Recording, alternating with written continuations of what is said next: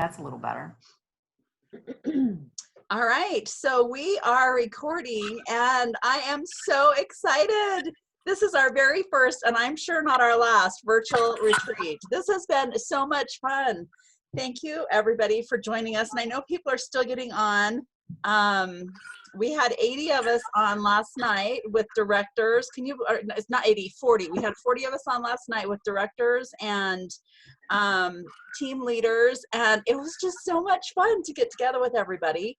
Thank you for participating. You know, it is I'm just looking out my window here. It is super cold, snowy, blustery day here in Idaho. And I'm just really grateful for this virtual thing because we would have to have canceled if we were at my house right now doing it here. I mean, the roads are slick and it's just nasty outside. So it's nice and warm in my office. And thank you everybody for coming on. You know, I was talking earlier with Tammy. She is from Alaska. Do you know how early it is in Alaska? And she's made the effort to jump on our virtual retreat. So thank you so much for all of you for making the sacrifices you have made this morning to be here with us. So excited to have you all here. We're gonna start with an on-time drawing because you all are here on time. And Kelly, take it away for on-time drawing. Okay, so I'm going to be doing the drawings, or most of the drawings today. So wait, I have an on-time drawing hat. Ready? I love it. Okay, so I did, I was trying to figure out how to do this. I've done 36 numbers. I'm going to randomly pick a number. All right, it's number 25. Hold on, I'm going to count real quick. 1, 2, 3, 4, 5, 10, 15, 20. All right, so I don't see your last name, but it's Stacy. Stacy, can you unmute yourself for a second and tell us your last name? Yay, Stacy! Thomas. Oh, Stacy! Yay! What was it, Stacy? What was the Thomas. Thomas. Okay, perfect. Just because once you win a prize, unless it's for the Booking Blitz or something, it's a one prize. Yay! Congratulations, Stacy! Woo! Stacy's actually going to be talking to us later about the Booking Blitz. So yay! I'm so glad. All right. So let's see. I'm going to go ahead and mute all right now. We finally reached the Wilderness territory.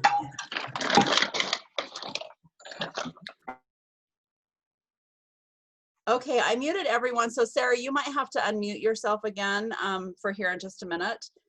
Before we turn the time over to Sarah for our live segment, last night with the directors and team leaders, I did some recognition, and I'm not going to do the whole thing again, but I really want you to hear how awesome your teams and your directors are. And so I just want to give the top 3 together here. And so this is my team, not including any executive directors that are under me on my team. So we recognized everybody that was 50,000 or more in sales, and I'm just going to tell you who the top 3 are. And if we were in a room, we'd yell and holler and cheer. But for right now, you're going to have to clap like this. So number 3 was Jennifer Lewandowski, joining us today. Her personal sales in 2019, 76,107. Woo! Yay, Jen, so awesome. At number 2, we had Amy Woodley. She's from Alaska. I don't know if she's on or not. Yay, yay, Amy. She had her sales were $92,007 for 2019. Incredible.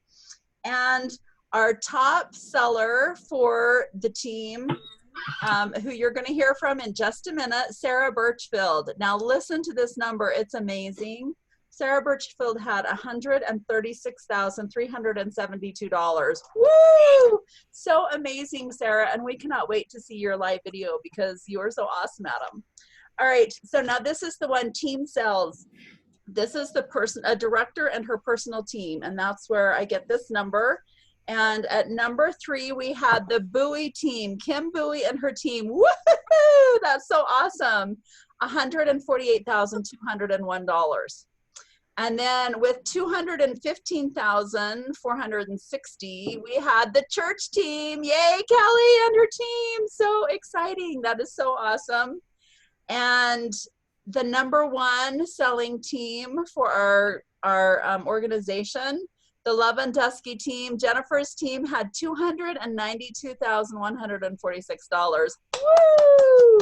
So, so, so amazing. And then the recruiters, personal recruits, we had #3, Teresa Hoddle. Amazing, Teresa. 16 recruits. With 23 recruits, we had Kelly Church. Woo! Yay, Kelly! And with 28 recruits, personal recruits, Jennifer Lewandowski. Woo! So excited. That is so awesome. You guys are amazing. And now team recruits. This is the team not including any of the director's recruits. With 26 team recruits, the church team, Kelly Church and her team. Yay! So great. And with 27 team recruits, the Bowie team, woohoo, love it. And our top team had 57 team recruits in 2019, and that was the Love and Dusky team. Yay, so, so, so excited. All right, yay, yay, yay. Okay, so here we go. We are going to start this morning. You heard Sarah is our top salesperson for the year. Let me just tell you a couple of other things about Sarah. Oops, wrong paper. Her cooking show average is $1,200. Did you guys hear that? $1,200. It's amazing. So I love that she's going to do a live for us, because you're going to get an idea of what she does at a cooking show, and also what she does a lot on her virtual shows and just on her where her customers view her videos. So I went in and looked a little bit, and like I was just scrolling through her feed, and her last picture that she had put up, this was a couple days ago, it had like 84 comments on it. So you can see that people love her. They love to interact with her. Her views. So I just kind of scrolled back. The last 3 views, the last 3 videos, 367 views, 434 views, 236 views. And so she just has so many people that love to watch her live. Now, she had a blender video that she had put on just a couple days prior, and it had over 1,000 views. And do you want to hear this? She has a video out there that she did a couple years ago about the cold brew picture, and it has over 4,000 views. Now, here in just a minute, we're going to let her take it away, and you're going to see why people keep watching and watching and watching her. It's so fun. But the thing I love about it is what she does is super simple.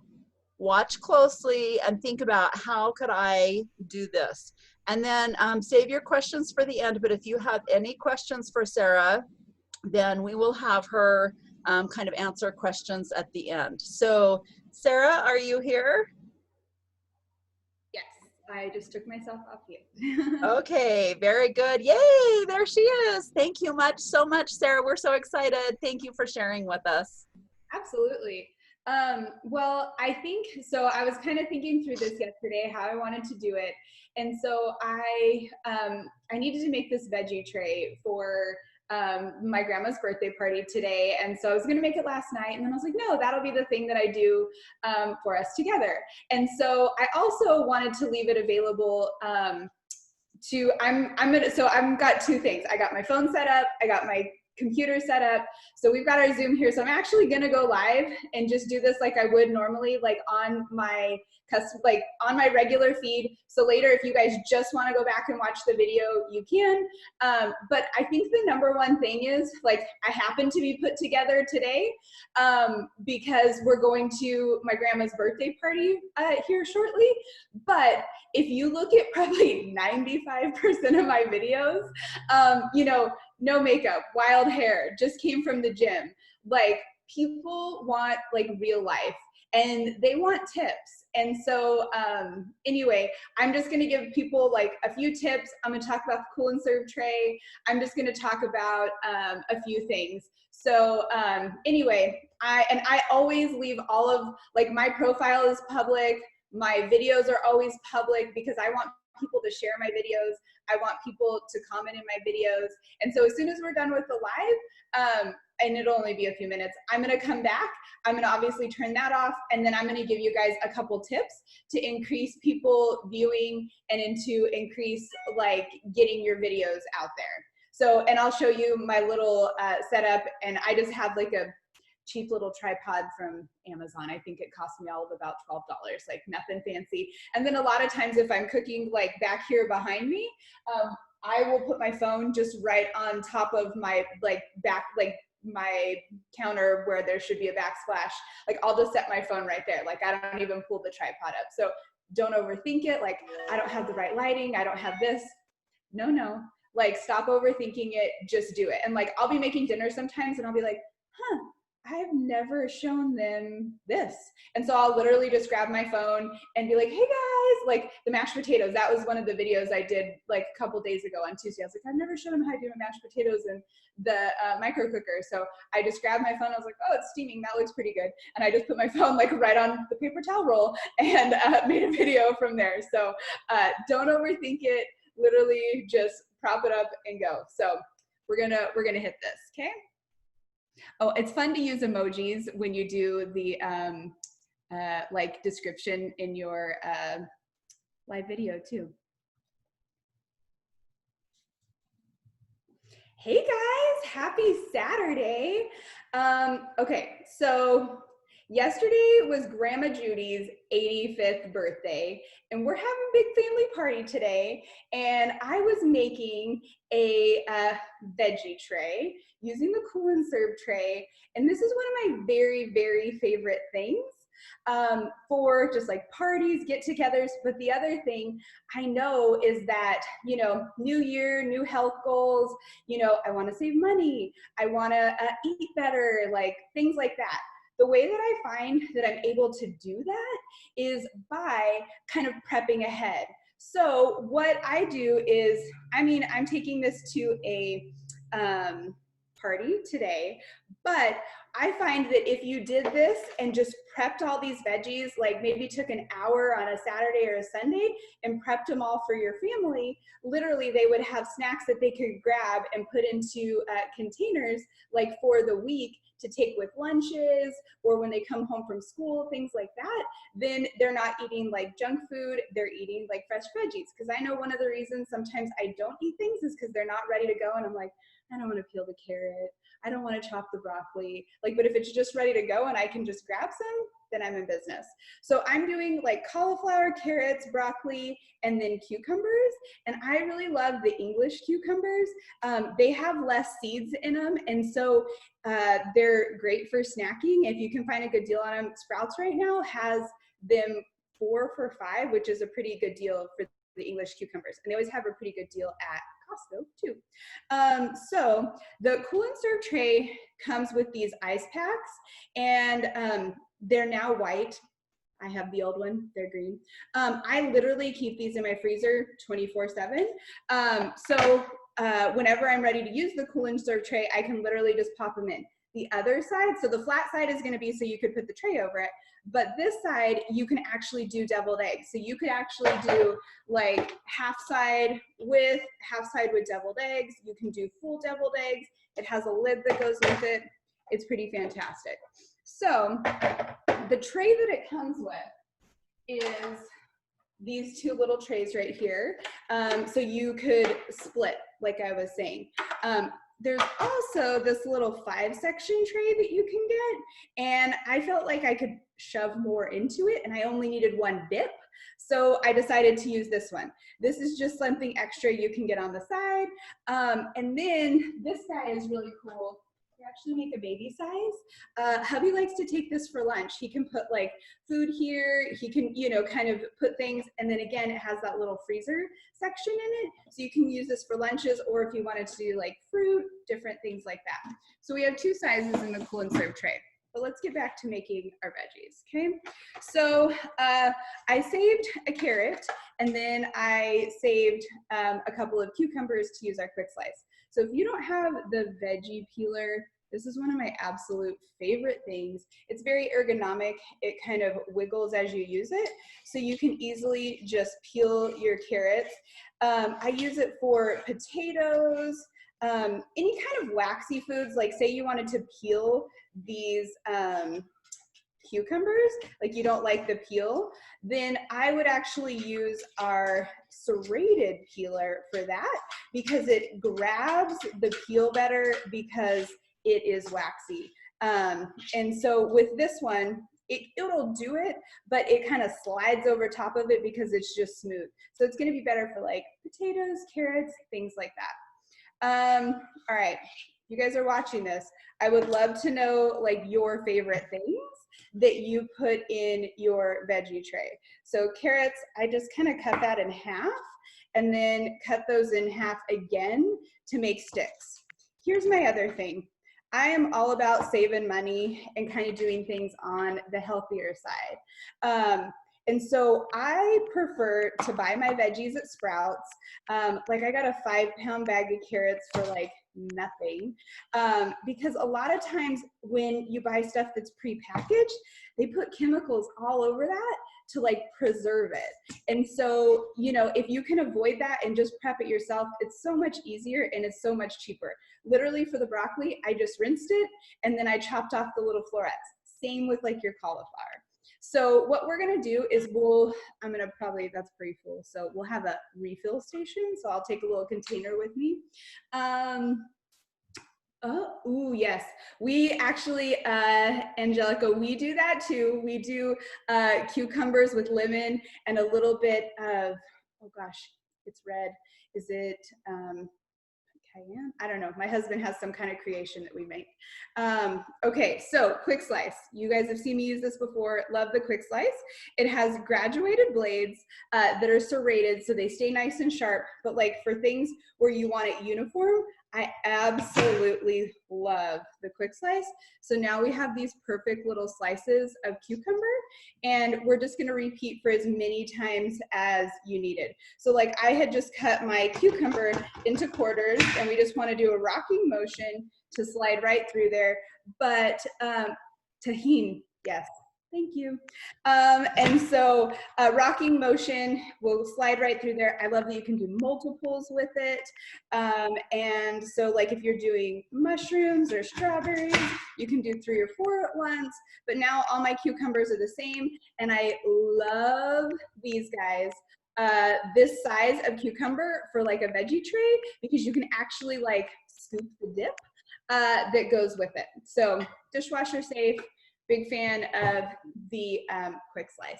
So anyway, as always, if you guys watch this in replay, please comment replay. Always appreciate shares, hearts, and love. It pushes it back in the feed. And I hope you guys have an amazing Saturday. And watch out, because so if you haven't seen already, this is my 10th anniversary month with the Pampered Chef. I started 10 years ago. And for those of you that don't know me, or like that knew me in the very beginning, I did not know how to cook.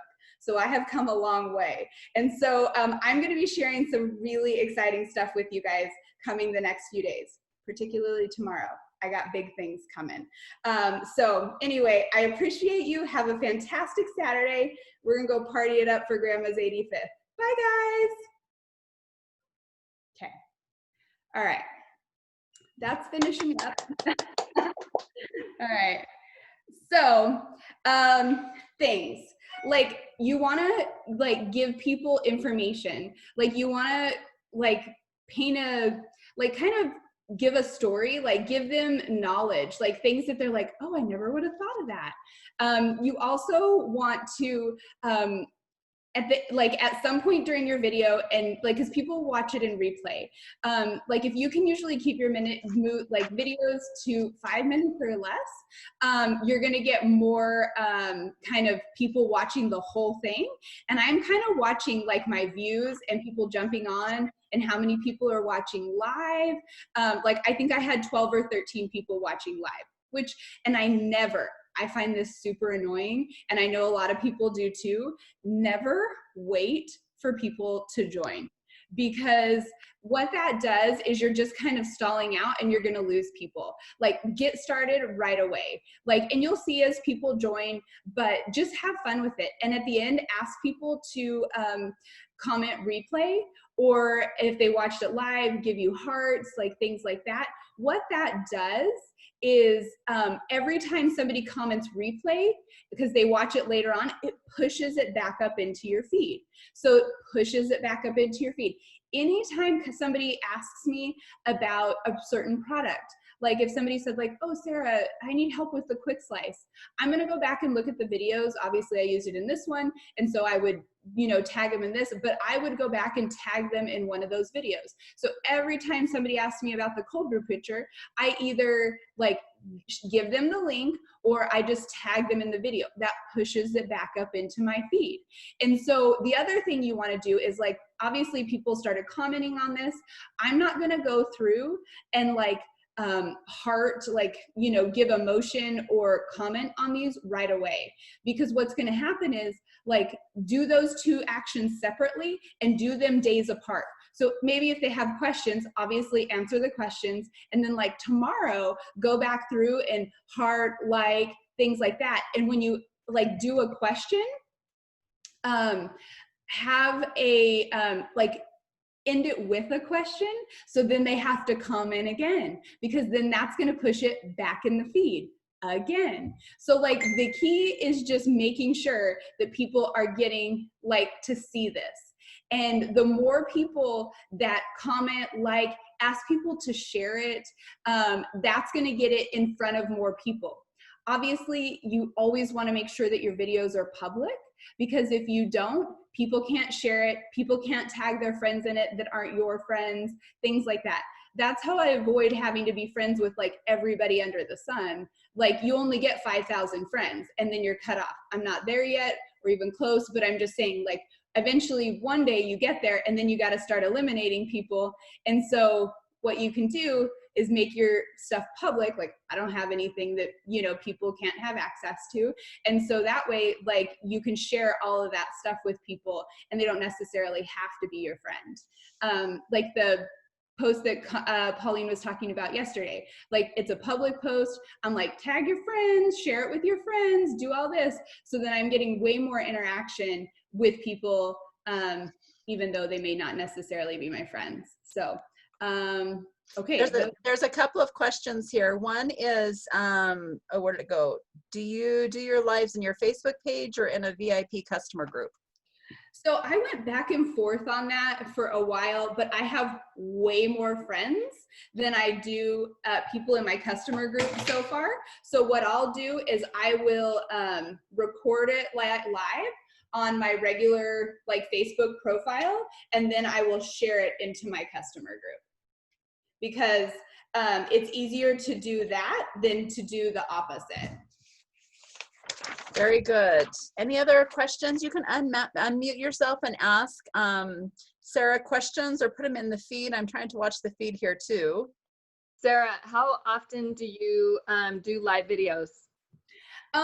So one of my things this year is I wanted to just be like, I don't know, like, I was trying to do once a week, but I felt like that wasn't enough, like getting in front of people. So my goal is like 3 or 4 a week. I'm trying to kind of plan them out more strategically. But honestly, like, I'll be like, oh, I haven't gone live in a couple of days. I mean, I pretty much cook dinner every single night.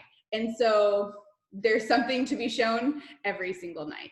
So I would say the more often, the better. And, you know, if you have friends and family, like your mom, or, you know, like I did a video and I was like, hey mom, I'm trying to like get people to see this, like share my video. She's like, how do I do that? I'm like, I'll tell you. But like, you know, have your mom, have your sister, have your friends, like just be like, hey, can you share my video that I just did? Like, I'm trying to get it in front of more people. Like, start with your friends and family. Like, I don't have to do that anymore. Or like, if I'm trying to get something started, like I'll text my aunt and my mom and be like, hey, share that thing that I just talked about. And I'm like, oh, how do I do that? You know, just guide them through. It works. I love it. I love it. Okay, there's another question here. Do you ever have any problem sharing your business page? How do you do that? sharing it to your business page? So I don't actually share it to my business page regularly. I probably share it to my customer group, which is like a group, but I don't think it would be so my customer group, because I really try to encourage the people that are on my business page to be in my VIP group. So I haven't done that, I don't think, but I can try and let you know. Very good. And Ina made a great comment here. How did Sarah get so smooth with her words? Question mark. Doing many, many, many cooking shows and lots of practice. Yeah. She's so awesome, isn't she? Okay, any other questions? You're welcome to unmute and ask her a question if you have any. Or, you know, the other thing I was going to tell you all is if you have questions for these presenters after, I put a little bio of each of them in our group. So feel free to go in on their bio and ask them a question, and I'll try to watch that, but Sarah can watch it also. So for people who are watching this later, if you have questions for Sarah, go into our virtual retreat group and find her bio and ask her questions there. Sarah, thank you so much. You were awesome. And I love that you actually went live while you were here with us. That was awesome. Love it. And she's 4 o'clock in the morning, and I was like, I could do that. I could put things up. So I love it. So smart. You know, Sarah has an average, she sells more than $11,000 a month on average. And you can see why, because she just loves the product. She's showing people how she's using it in her home, and it's fantastic. So, and I forgot to mention, she's coming to us. She's an advanced director coming to us from Arizona. So thank you so much, Sarah. You were awesome. Love it. All right. I'm going to go ahead and mute everybody. And then, so next coming up, I'm so excited about this. We have coming up about recruiting. Now, some of these people had lots of stuff going on today, and just like Sarah had her grandma's 90th birthday party, but she was able to jump in on here. Our next person, Katie Rupert, she's a new executive director, and she's having a birthday party for her son later this afternoon. And so she's like, I can do this, but just in the morning. So we are so lucky to have Katie with us. Let me tell you just a little bit about Katie. She is from St. Louis, Missouri. And this last year, listen to this, guys, she personally recruited 35 people. And her organization, they recruited 227 in 2019. And can I just tell you, I mean, her numbers are fantastic, but just a little personal thing. When I think of Katie, I think of 3 things. One is talent. You should hear this girl sing and perform. She is amazing. The other thing is calmness. She just has a calmness and a friendliness about her that is just so wonderful. And you're going to be able to see that as she speaks with us now a little bit about recruiting and gives her very best secrets about how she has been so successful as a recruiter. All right. Are you here, Katie? I didn't look through the feed. I hope she's here. I'm here, and I'm all hot and bothered because you were talking about me. No.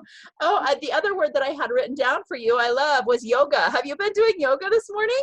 Not this morning. I actually had an eye procedure that I can't bend over. So I am dying. It's been like 8 days without yoga. So. Wow. Thank you so much for joining us. We can't wait to hear your tips on recruiting.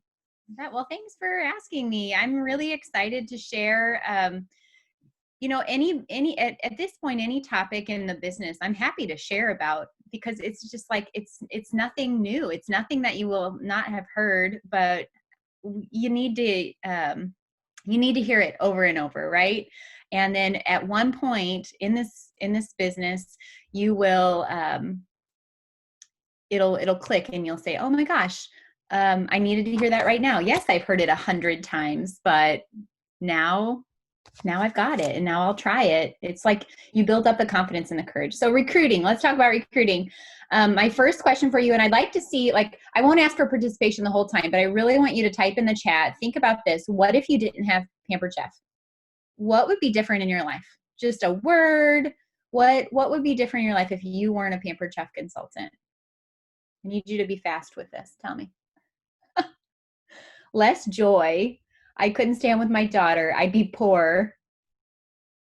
Good. Well, for me, I would probably still be working at a full-time job, and I'd see my kids less. I likely would have had a nervous breakdown by now. I did not handle the stress of full-time work, full-time motherhood, and keeping up with I did not handle that at all well. So this job has really given me so much help. I would be bored. Cooking would be frustrating. I have more friends, meeting new people. I'd have less friends. I'd be bored. I wouldn't have great cooking tools, and I'd have more credit card debt. Okay, so I'm sure there's a lot more, but I just want you to think about this, because I want to start with helping you change your mindset about recruiting, because what's most important to remember, like the most important thing, is that recruiting is not about you. So I don't know if this is good, bad, or indifferent, but when Pauline told or said or put that picture up that said I had recruited 35 people, I didn't know that. I didn't know that I'd recruited 35 people. I mean, I knew that I had hit excellence, which has always been my goal in the past, to get 15. And I guess when I hit 15, I was like, oh, my goal's done. And then I just kept working, right? So here's the thing, though. It's not about you. It's not about what you do to recruit necessarily. It's really about them. When we're talking about recruiting, we're talking about people's lives. We're talking about people making friends and learning to cook and having joy in their life and, having more money and, buying a house and paying their mortgage. We're talking about them. It's all about them. So we have to change our mindset on that. And I also want you to know, this would be like the second most important thing to realize, that the same skills that you use to sell a product or to book a show are the same skills you're going to use to be a recruiter. And so, oh shoot, I don't want that in the background. Let me shut all my Facebooks down. I'm so sorry, guys. I was looking for the link. Okay, back to it. So the same skills that you use to book a show or sell a product are what you're going to use for being a recruiter. So my question to you is, have you ever sold anything? You sold $1 Pampered Chef? Have you ever booked a show? Okay, then you're a recruiter. So I want you just to know that up front, because I feel like, especially with new consultants, new directors, and you get to this, you're like, oh, that was a fluke. People joined my team just to help me out or whatever. But remember, it's not about you. These people are interested in something about it. Even if it's just getting more products, it can really enhance their life. So the first step here is to change your mindset and follow up like it's your job. So when I think about Pampered Chef as a job, which it's not really a job, right? It's a fun thing to do, but it does, pay. It pays very well. So if I think of it like a job, some of the things that we have to do as consultants are like set up a party in Consultants Corner, create a Facebook group so that we can have a party, ask our host if they want to join the business. Like it's a part of our job to offer the business. And I have a few tips for you, but I did want to share just a quick story, just to hone in on this change of mindset. So I say follow up like it's your job because people's lives are at stake. And yes, that's pretty dramatic. Yeah, but it's not, like, it's very true. It can be people's lives that we're impacting just because we're doing the checkbox of our job. So I'm going to give you some tips about how to, what you can do if you don't have it clear in your head yet. But mostly it's about planting seeds and just doing what we were supposed to do. So let me tell you a little bit about Carrie, who joined our team this year. She's just one example that came to mind right away. And Carrie did a Facebook party with me about 2 years ago. And she had a great party. And at that point, I was like, oh my gosh, you were so good at this. Like, she was an awesome virtual consultant when I wasn't a virtual consultant. She didn't want to host an in-home party. So I was like, well, let's do virtual. And she had like a $500 or $600 party. I was not doing virtual parties, so it wasn't anything I did. I just set up, I think it was an event back then, and she was telling all the people about all the things. I was like, wow, you are so good at this. You should be a consultant. So that was a seed that was planted. She had come to a party and loved I think it was a mix and chop or a citrus peeler. It was something small she loved. And then a year later, she did a party with one of her good friends that had joined the business. And again, that friend planted a seed and said, you would be great at this. I really think you should be a consultant. And there were, I'm sure, more seeds planted through Barb, who she did sign up under. But I just want you to know that anything you say, any compliment you give to someone, if you see it in someone that they could benefit from the business, plant the seed. Because just because Carrie said no to me 2 years ago, it started something, right? I didn't make her a success by any means, but I did my job like I was supposed to, right? Hey, I noticed that you're really good at this. And so she did it on her own timing because it's about her, right? So I hope that story brings it home. Also, I want you to hear as a leader of a team that's growing and having recruited, I think a little over 100 people. I don't know the exact number, but the changes that I see in people that don't have to do with money are more confidence, life-changing circumstances, paying for your medical bills, just more knowledge all around, grammar, people skills. I can think of one consultant, she's no longer with us, but I had an opportunity to talk with her about keeping her kitchen tools sanitary. And I know that sounds so silly, but like that will impact her and her kids' lives forever. Like not cross-contaminating the raw chicken with the cooked chicken, right? Personal development, leadership skills. Just, there are so many things that we can offer that we don't get to choose what changes in their life. We just get to choose to do what it is that, or give what we have to offer, inform. Okay, so real quick, as we wrap up, I want to give you some tips.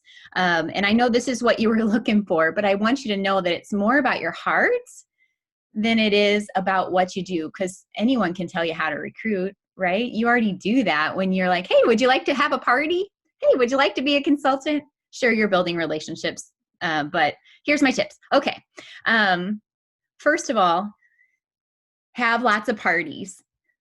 Okay, that's a great tip for being a great recruiter. You have to get in front of some people. So if your show schedule is not where it needs to be, you've got to focus on contacts. You've got to focus on getting bookings and give yourself the sea of people where you can start working the numbers. You know, if you're not in front of enough people, if you're not talking to enough people, you're never going to have the success that you want. And that you can't judge your recruiting skills if you're not in front of enough people, right? You actually have to start putting these things in action and having a place to try out the skills, or you'll never know. Okay, so hosts, that's a tip that we all should be doing. If you're not doing it yet, you just start today. Don't beat yourself up. Talk kind, right? Talk kind to yourself, and you just start today.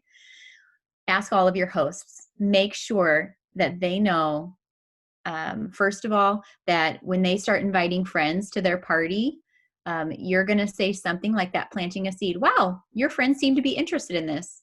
Or, you know, even if you have to stretch it, oh my gosh, 8 people have already joined your group. That's a lot of interest. Let's see who else we can invite, right? You're being their coach, their encourager. You're making them feel good about what they're doing. That's a seed planted. Plus, it's showing that you believe in them right from the start. So asking your host can be as simple as, hey, I just want you to know that I've set this party up, and most of the time I find that hosts are most likely to become consultants because they love the products. So I'm just wondering, have you ever considered being a consultant as well? And then whatever they say doesn't matter. You've done your job, right? Another way you can ask throughout the party, let's say you get to 300 in sales, or whatever, however many sales. Oh my gosh, you have sales coming in. Your friends are so interested in Pampered Chef. That is so fun. I can't wait for you to get some free stuff. I also wanted to let you know that one of the perks of hosting is getting a coupon towards a starter kit. Have you seen the Pampered Chef starter kits? That's just another seed. You can all do this. You can have this on a piece of paper and like copy paste it, right? At the end of the show, you can look at their party and say, wow, you've earned your 60% off, all this free, a $50 coupon to be a consultant if you want. You have 3 people that want a party. And by the way, if you do decide to join and give this a try, because I think you'd be fantastic, I'll help you get started, and you can take these 3 parties as your first party. So that's asking the host. If you just add that, you're going to have more recruits. Okay. So be sure you're asking your host and making sure it's like just a normal conversational thing that they know that this is an opportunity. And what's so funny is they'll be really good rock star hosts, and you'll mention it, they'll say no. You'll mention it, they'll say no. I'm like, I know you said no. It's totally fine that you don't want to. I just want you to know if you ever change your mind, I want to work with you. You are so awesome. Like, you're just loving on people, right? That is not about you. It's about them, and they're going to feel so good.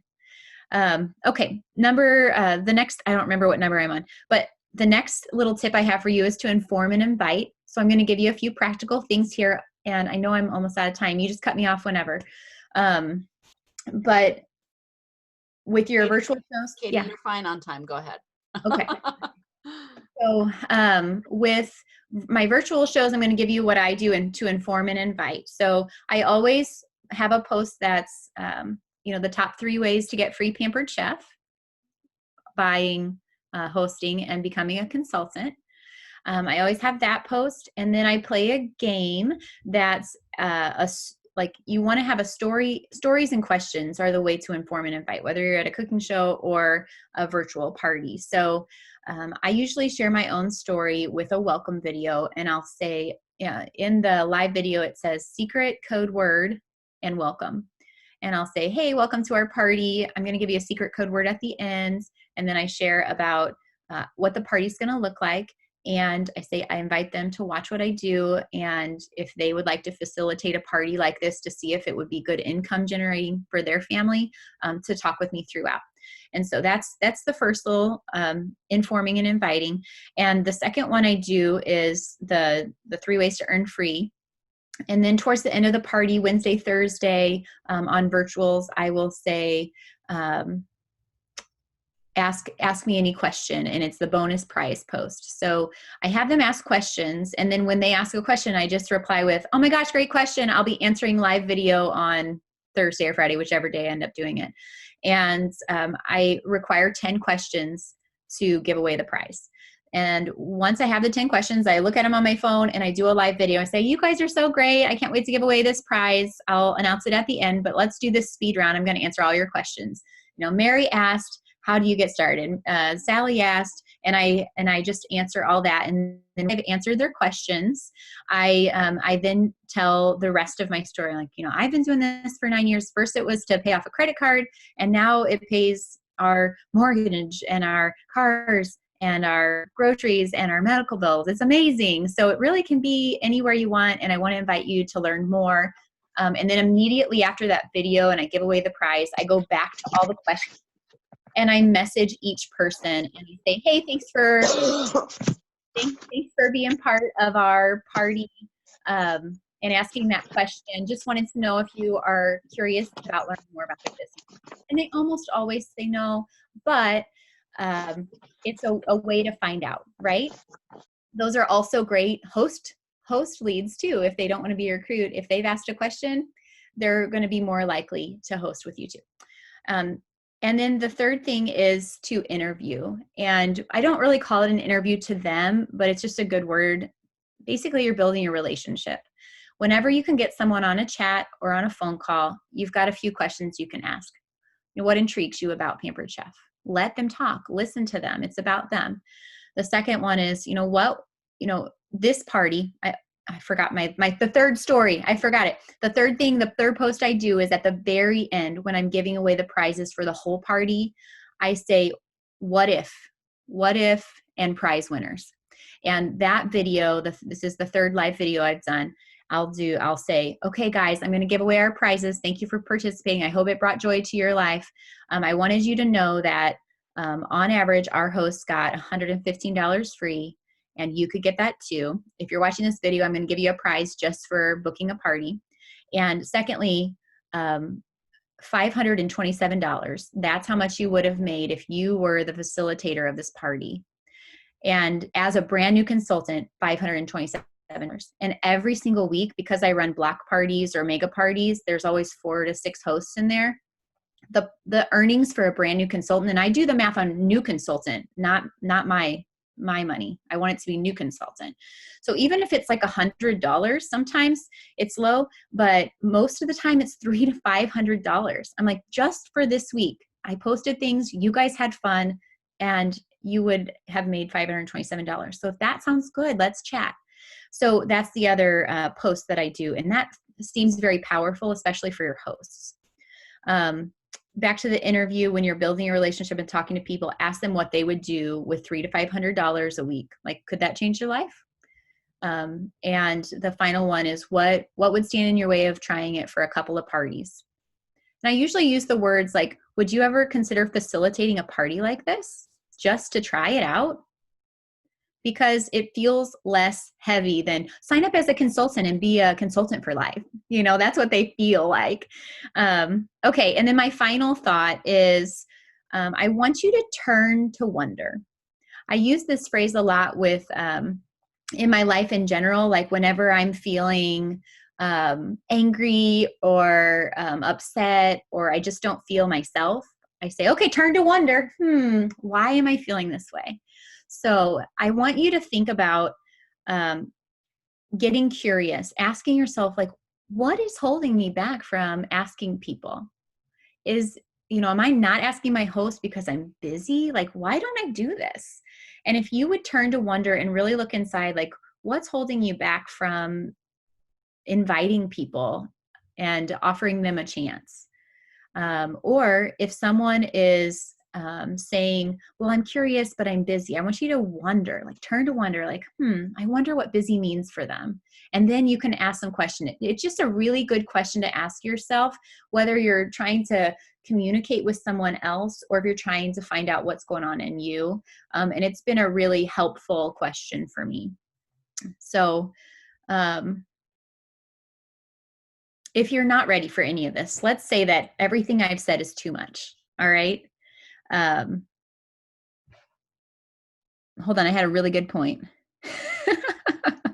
Obviously not a polished speaker, but if you're not ready for any of this, what I want you to do is just start informing people. Like, start small, share your story, okay? And start making a list of people. Let me show you my list. So get a piece of paper. It doesn't have to be a whiteboard. This is fancy, I know. But make a list of people you think would be great. They don't have to know necessarily, but I have a list of like 10 people right now, and I'm sure it's bigger, but just people that you know would be great at this. And when you're ready, you'll have it. You'll have your list of people that you can start offering this business to. So you can start small. You can even start by booking a few more parties and just saying, okay, what's the one recruiting thing I'm going to do? Is it asking my host? Is it sharing my story? Is it asking more questions? What's it going to be? So, okay, I think that's everything. I'm sure there's more, but thank you for. Yay. Oh my gosh. Thank you so much, Katie. I just am going to make a little sign from my computer that says, have a heart like Katie's. Thank you so much for doing this for us. And it's really, she has awesome words, but it's really doing recruiting because it could change their lives, thinking about what it can do for them. Thank you so much, Katie, for sharing with us. If you have questions for Katie, I'm going to ask you to go on to our virtual group and ask them there, because we want to keep going on our time. We have people popping in at different times to present, so we don't have a lot of time for question and answer. Thank you again to Katie on a very busy day of her son's birthday party joining us, and so many wonderful tips. Kelly, I did see your question in here about going live 3 times. That's my big takeaway. I love that you answer your questions live on your parties. Brilliant. So love that idea. All right, so our next presenter is Jennifer Lewandowski. And can I just say, she has really sacrificed to be here with us today. She had a death in the family, and they're actually down in Alabama. The funeral was yesterday, and she's like, I can still pop in for a little bit. So she's going to do a couple of segments for us in a row. We'll do a drawing in between. But Jennifer is the master of virtual. She has so many great ideas. And when I watch her in her virtual parties, the thing that is super impressive to me is her responses. It really is like you're just sitting there having a conversation with her. And I absolutely love that. So just a couple of things about Jen. You already know because we did some of the recognition earlier. But Jen had 28 personal recruits this last year in 2019. And one of the things about Jen that I just have to tell you, I think it was in May or June, I wasn't sure what month it was, she moved across country from Colorado to Pennsylvania. And in that exact same month, she had over $8,000 in sales. What? How do you move and still have such a successful business while you do everything virtually? And that is what Jen has just become a master of. And so she's going to talk to us, first of all, about everything virtual, how she sets up a show, how she organizes a show, responding, just kind of everything about a virtual show that she could teach us.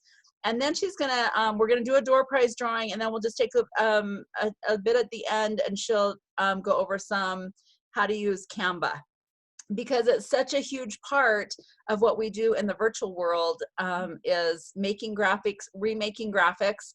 Thank you, by the way, everybody who added. I put a post on the group about sharing a graphic or a post that you like. Please don't just copy and paste those posts in your party, but use the ideas and use what Jen's going to teach you about Canva and remake it. Take the idea and make it your own, and then post it. And for those of you who haven't posted something yet, please post something. This is a great way to share without having to go in and watch somebody's whole party. Share your best post, the one that gets the more interaction, and then we can take it and remake it our own. That's what I love about sharing here. So, all right, Jen, the master of virtual, take it away. Oh, wow. I don't know if I can live up to that, but I'm going to try. Oh, yes, you can. Well, thank you for accommodating me and letting me come in at this certain time. So we appreciate it. Family appreciates it. You know, right now, you guys, it's more important than ever to provide a personalized party experience for both your host and your guests. That way, you are going to be remembered. They're going to want to party again with you. They're going to want to work with you because you do provide such an amazing experience. It's how we make people feel, right? That's what they remember. And so they want to be with you more often. I mean, who doesn't want to hang out with Katie right now, right? Or Sarah for that matter. So I wanted to go through and talk to you about, sorry, pardon me for a second. Sorry about that. I wanted to tell you a little bit about how I write my outlines so that you can venture into the world of writing your own, you know, and like anything, we start as a beginner, and I go back and I look at some of my first outlines and I cringe a little bit, but I would not be where I am today if I had not started where I did. So, you know, I'd say just jump in both feet and go do it. So the first thing I decide is how long I want my party to be. For my typical virtual party, I do a 1 day of pre-party posts. I'll do 5 days of party content and then a closing post day. So a total of 7 days. And for me, I like to start my parties, the pre-party day is on Friday. That way I'm catching one payday. And then my closing day is the next Thursday. And I tell my party, all right, the link will expire at midnight, but I'm not turning in the party until the next morning, and that catches another payday. And inevitably, that is usually enough for people because, you know, you're going to get that question, hey, can we extend until? And you guys, I am not a believer in extending parties because the order that we're waiting for is usually $17. And I usually tell my host, they can catch you on the next party, or maybe, you know, they can order individually. But if I'm going to extend a party, I want them to put in the order right away. And I will pinky promise that that order does not get submitted, or they don't get charged until I submit on whatever day.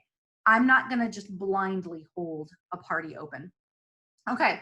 So then you have to decide if you're going to use a group versus an event. And this tends to be a very personal choice. For me, I like groups because I find them easier to navigate for both myself, my host, and the guests. And it's easier for me to connect to CintShare or whatever posting service that you use. So for me, groups are my preferred party platform. And themes, I think themes are so important because it's all about storytelling. So I will do an overall theme, and then I will have daily themes. So for example, right now I'm using the overall New Year Better You theme, but then I've broken it down into daily themes like better breakfasts, lighter lunches, quick and easy snacks, guilt-free desserts, dinner's done right. You know, those are my daily themes, so that when I introduce a day, my guests know exactly what to expect from that day. All right. And then as far as the structure of my party days go, my pre-party and my closing day posts, those have a little bit of a different schedule, if you will, than my content days. And they tend to be, my pre-party days are about every 2 hours. My closing days, because I've got more content I'm sharing, tend to be about every hour and a half. Guys, this is between 8 and 10 posts a day. And I know some people might be going, oh, that's too much. I had that reaction from home office. And, you know, I share a feedback form with my parties, and 9 times out of 10, or I'll even go 99 times out of 100, I don't get the feedback that it was too many posts. So I'm going to keep doing what I'm doing if I'm getting that kind of response. So on content days, I always start at 8 a.m. I do try to schedule as best as possible in my host's time zone, but lately I've been doing block parties. And like, for example, right now, I've got 2 in Central, I've got 2 in Pacific. Hosts, I mean. Well, I'm posting in Mountain Time. I'm just splitting it down the middle. I don't want to go too early or too late. So I'm splitting it down the center because I want more than just 2 hosts in a block party. So 8 o'clock is my intro to the day. I will tell them what they can expect from me in that party that day. And I will also explain how they can order. And to try to keep myself a little bit safer and out of Facebook jail, I will tell people they can find the link in the pinned announcement post, or they can message me or their host. I'm not adding the link as much as I used to, because that's one of the red flags from Facebook is, you know, if you add a link too often, you can end up getting restricted. And so I have my pinned post up at the top with all my hosts' links, but I also have it in my banner photo, and I'll tell you that more about that in the Canva training. So I will do an 8 o'clock intro. I immediately follow up with an 8:30 game. I can't stand them, but people love the guess how many games. They just eat those up. And so I will have those more than anything else during my party. And the first time I will share a guess how many post, I will say you can guess once per hour unless I give a hint. A day or 2 later, I'll share another guess how many, and I'll say guess once if you once every hour, or guess twice if you've already ordered every hour. So you can get 2 guesses per hour. And then another day later, they can guess once per hour, twice if they've ordered, 3 times if they've booked a party of their own. And so it kind of plants that seed to try to get them guessing more often. And man, they love those games. So 8:30 is my game. And then at 10 o'clock, that's going to be my power tool plus a recipe. And I'm usually going with the blender, the quick cooker, the cookware, rock crocs, and I'm adding a recipe to it. And when I do my posts, I'm never only just posting one picture, because I want the most bang for my buck during that post. So I'm going to do usually a quad layout with the power tool, another picture on how it's used, a recipe, and then maybe even a kitchen tip on how to use that particular power tool. So that I can have a variety of pictures and then they can click on it. And then my next couple of posts at noon and 2 o'clock, those are going to be my supporting actor posts. Those are going to be the tools that are go into using that recipe that I posted at 10 o'clock. And if it's not as many, and by the way, sorry for kind of skipping this, in marketing imagery, you can find a content guide that kind of home office has mapped all of this out for you. So if you open up the content guide in the party tools, you'll see the New Year Better You, and then within there, there's a PDF, and it'll say, for example, the new green monster muffins, and it'll list all of the tools that are going to go into making those muffins. Well, I'm going to post the recipe and I'm going blank. Like the muffin tin in one, but then my next post is going to be about the kitchen spritzer and, you know, something else. Or actually, anyway, so hopefully you can understand what I'm saying there. And then 10 o'clock, 12 o'clock, 2 o'clock, 4 o'clock, 6 o'clock. Those are going to be a combination of my power tools. So if you caught on to it, it's every 2 hours. My power tools, the supporting tools, and recipes. And I do try to add the recipes around meal times. You know, that's a little strategic. Then finally at 7 o'clock, I will do another kind of engagement post. And because life in my house tends to be a little bit insane, right at that 7 o'clock hour, it's typically an engagement post that requires no feedback from me, like post a gift of your favorite dessert, or post a gift, post a gift, post a gift. Okay, so that way I don't have to follow up like I do with Guess How Many Games. And it's just a kind of an automatic pilot. And then at 8 o'clock, I will do a daily wrap up.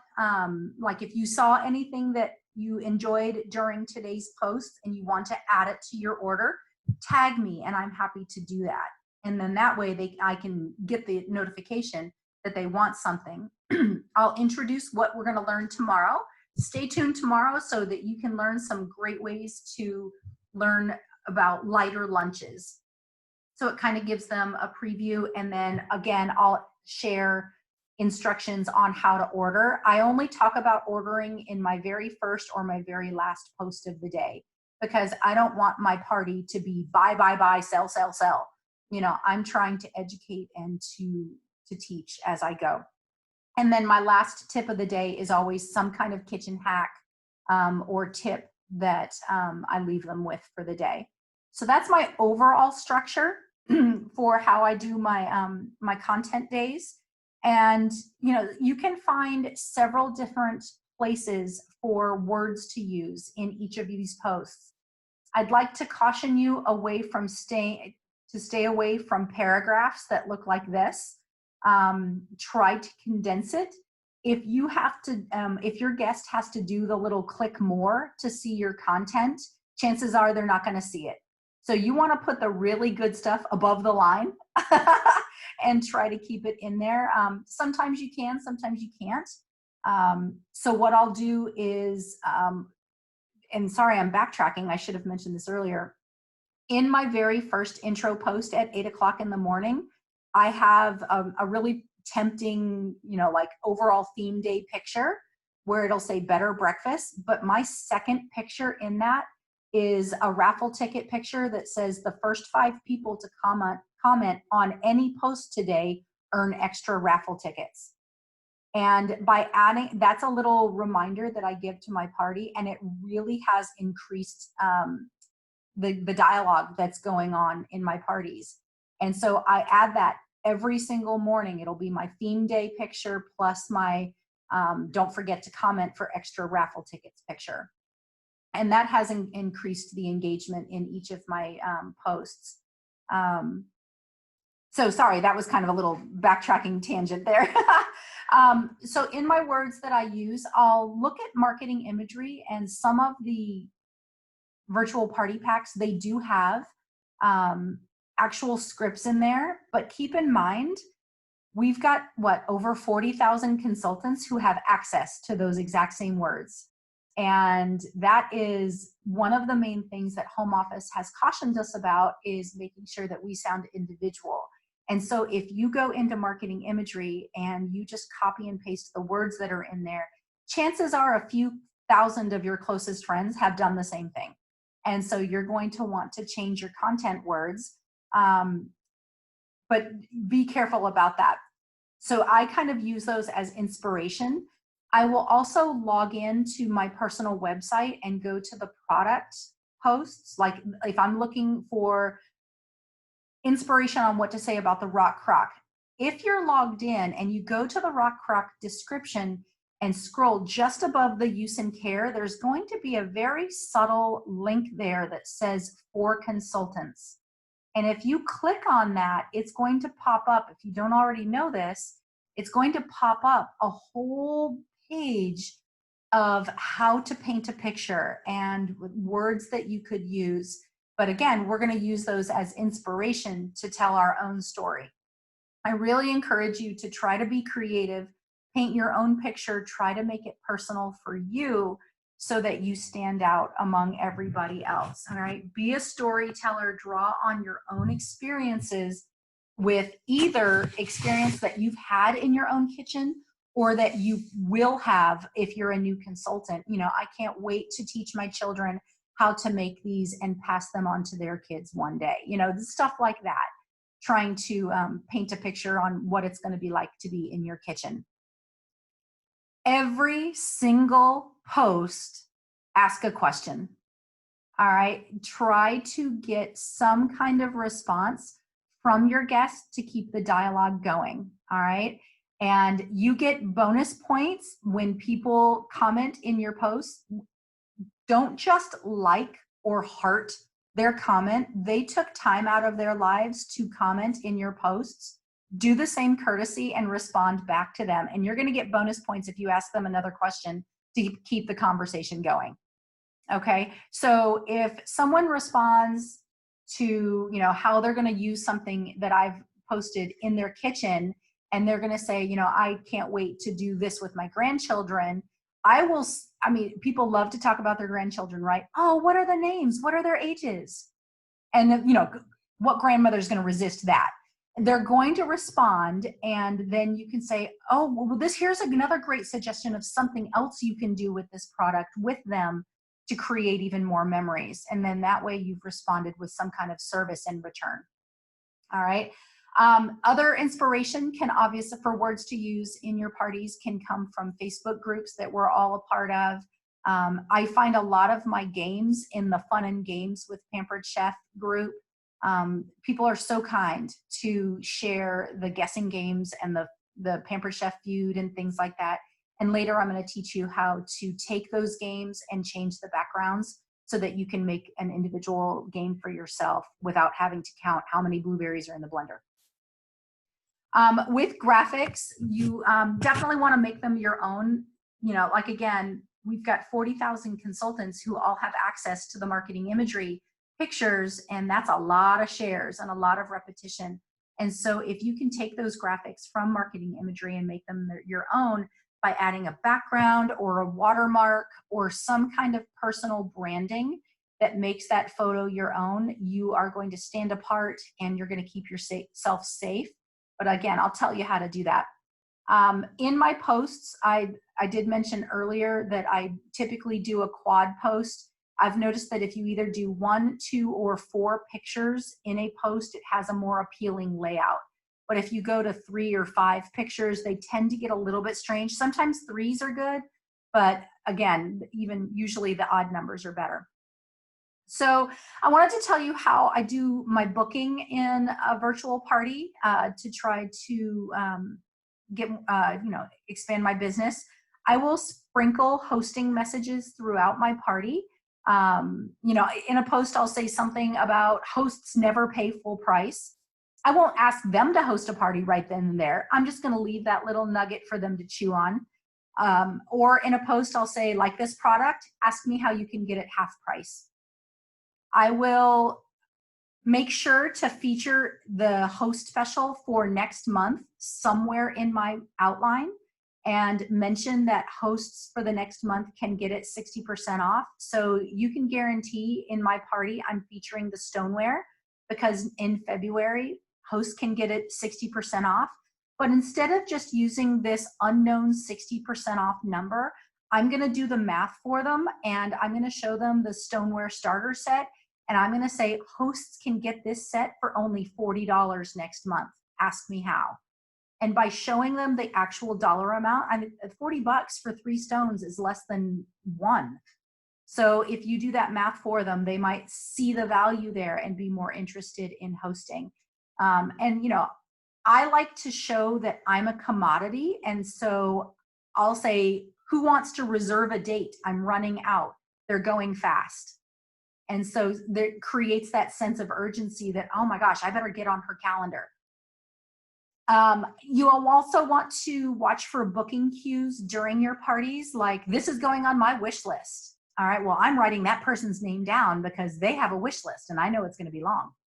There's so much I want, or I wish I could afford it all. All right, those are the booking cues that I'm writing those people's names down to at some point during the party, reach out to them because I want to make sure that I can help them get their wish list. And if you don't know about it yet, when you're on a computer, underneath that person's name, it's going to have like, reply, message. And unfortunately, this little feature does not show up on phones. It's only on a computer.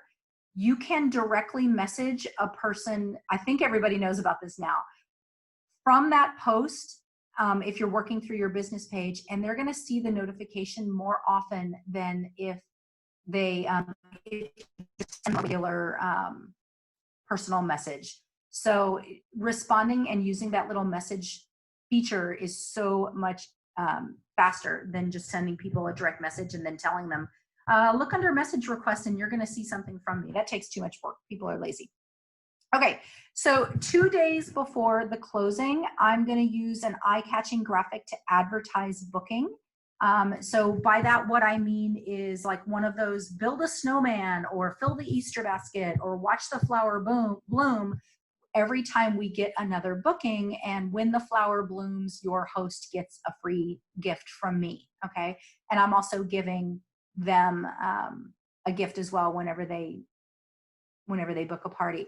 I do that about 2 days before we close because I don't want people to jump into my parties at the very beginning and get hit over the head with book your own, book your own, book your own. Okay. I want them to enjoy their process, see how much fun it is, and then I'm going to try to get them.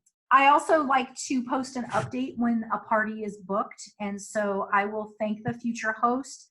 I will remind her to invite the current host so that that person can get their future party pick when the party qualifies.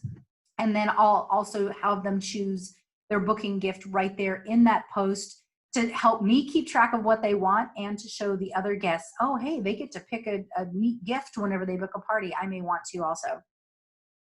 I will also have the host help me get bookings, you know, enlist her to do my work for me, if you will.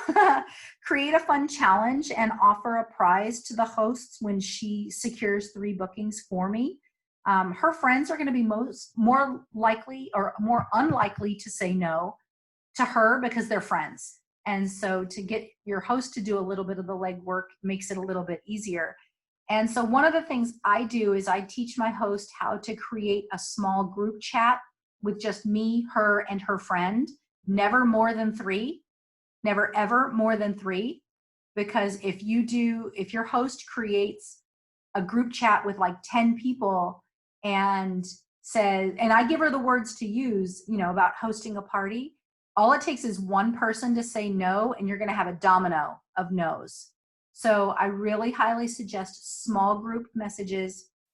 Have your host send out these, the words that you can give them, and then start the dialogue from there. I get a lot of my bookings that way.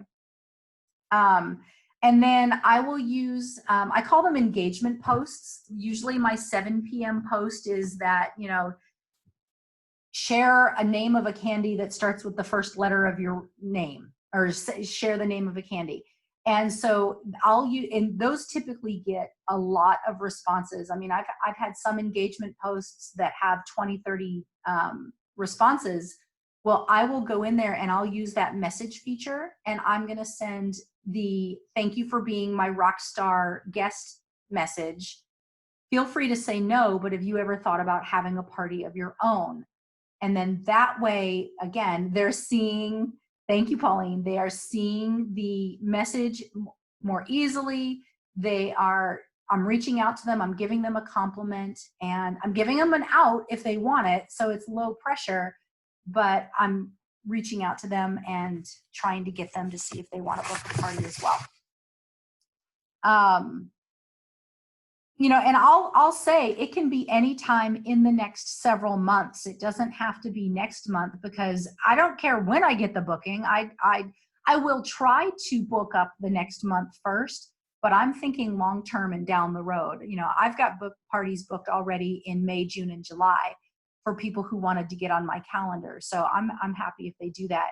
I will also mention that their current host still has a big wish list, and they will get something off, 50% off at their qualified party. And then I end with a question, because we want that response, right? What do you think? Or I'll say, I have start dates on this and this. Which one would work for you? Not just taking out that yes or no question, having them have a choice of 2 dates. Okay, so when I do get a booking, here's my process to kind of keep me organized. I immediately get the future host personal information, and I send a friend request. I make sure that we're friends right away, so that I don't have problems whenever it comes time to putting her in her own party. I will go ahead and set the party date right there. I'm not going to set okay, I'll reach back out to you at the beginning of June so that we can finalize your party, because that makes it too easy to say no. I'm going to know the start dates that I am offering my parties 3 and 4 months ahead of time, so that whenever somebody says, I may say to somebody, do you have a particular month in mind? Because maybe February is too soon. Then I will say, okay, in March, I've got available. Which one works for you? All right, I'm making sure that we lock things in. I will also say to them, I will check in with you closer to your party. By the way, this is when host coaching starts, is when you book your party. I will reach out to you a few weeks ahead of your party date. If something changes, please let me know, so I can open up I can get you rescheduled, and I can open up that party date for somebody else, so I can maintain my business schedule. I want my future host to know that this is not something fun for me. No, it is fun for me, but it's not just a side gig. This is a business, and I have these dates reserved for you. But if you think something is going to change, please let me know, so that I can open up that date for somebody else. Does that make sense? So I do try to space my bookings for my current host out, so that she doesn't go broke.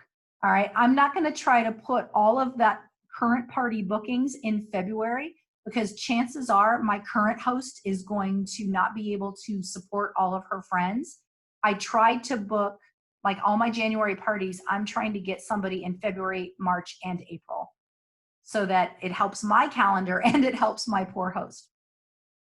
I immediately enter the party into Consultants Corner, so that I can keep myself organized, and at a glance, I can pull up my March parties and see how many I have, and see how many I still need to get, so that I can keep myself on my personal goals. I also have, and I apologize, I left everything back in Pennsylvania, and I'm happy to share this in the group after we're done. I made my own, like, little party notes, keep me organized kind of page.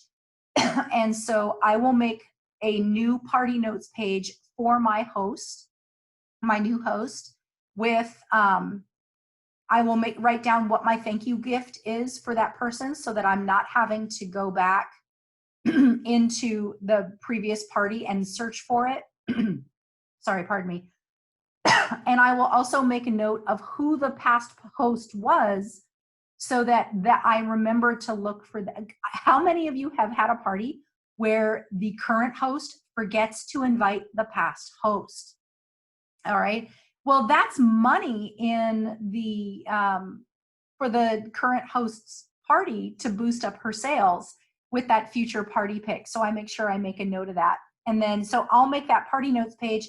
And then I have a booking binder that I just have 12 dividers in, and I'll put it in at the appropriate month. How am I doing on time, Pauline? I feel like I'm getting long. Okay, so we are running a little bit long on time. What I think you should do maybe is just give us, you had so many great ideas there. I absolutely loved them. You can see two things. One, that her dialogue or her parties are planned, and she has thought behind the process, which I love that. And so for virtual parties, sometimes I think we need to sit down and really think through that. And you know what? The things you think through are exactly what we think through for cooking shows. I love it. So, and then the other thing is just her dialogue. So many great tips for when and how to have really meaningful dialogue with customers. So you're getting bookings, recruit leads. That's so awesome. Thank you so much. Okay. So this is what we have. We can either take questions, or we can do about 5 minutes on Canva. I don't know what to do about the Canva thing. We might need to do a schedule when you're back in Pennsylvania. I don't know what to do. I didn't realize we were that far behind. Hold on, I'm looking at the schedule. We have 15 minutes until Kim Bowie is scheduled at 10:35. Oh. So we can do a 5-minute Q&A with Jen right now. She can still do graphics in 10 minutes, which I think is plenty. I mean, you know, pick some highlights, Jen, for 10 minutes of graphics, because we definitely, you know, want to talk about bookings before our booking blitz. So maybe we have 15 minutes for Jen to, you know what I mean, to do whatever she wants to do with those last two. We want to really good about answering questions if we want to ask questions in the group too, and cut that. Let's ask questions in the group. I think that's a great idea. And I looked at the clock. I looked at the time wrong. So yeah, let's go ahead and do 15 minutes on the graphics. That's what I think we should do. And I had 2 more pages in my outline. So you know what I'll do is I'll just post my notes in the retreat. I'll just talk to you about. I'll just post this in there, because I really do want to tell you about Canva, because oh my God, how much do I love this program. So I'm going to share my screen, because Canva can be kind of obscure if you don't see it. So, and I was going to go through a whole tour of Canva and kind of get you to know it a little bit better, but I'm not, because I want to get to the meat of what I was going to show you guys.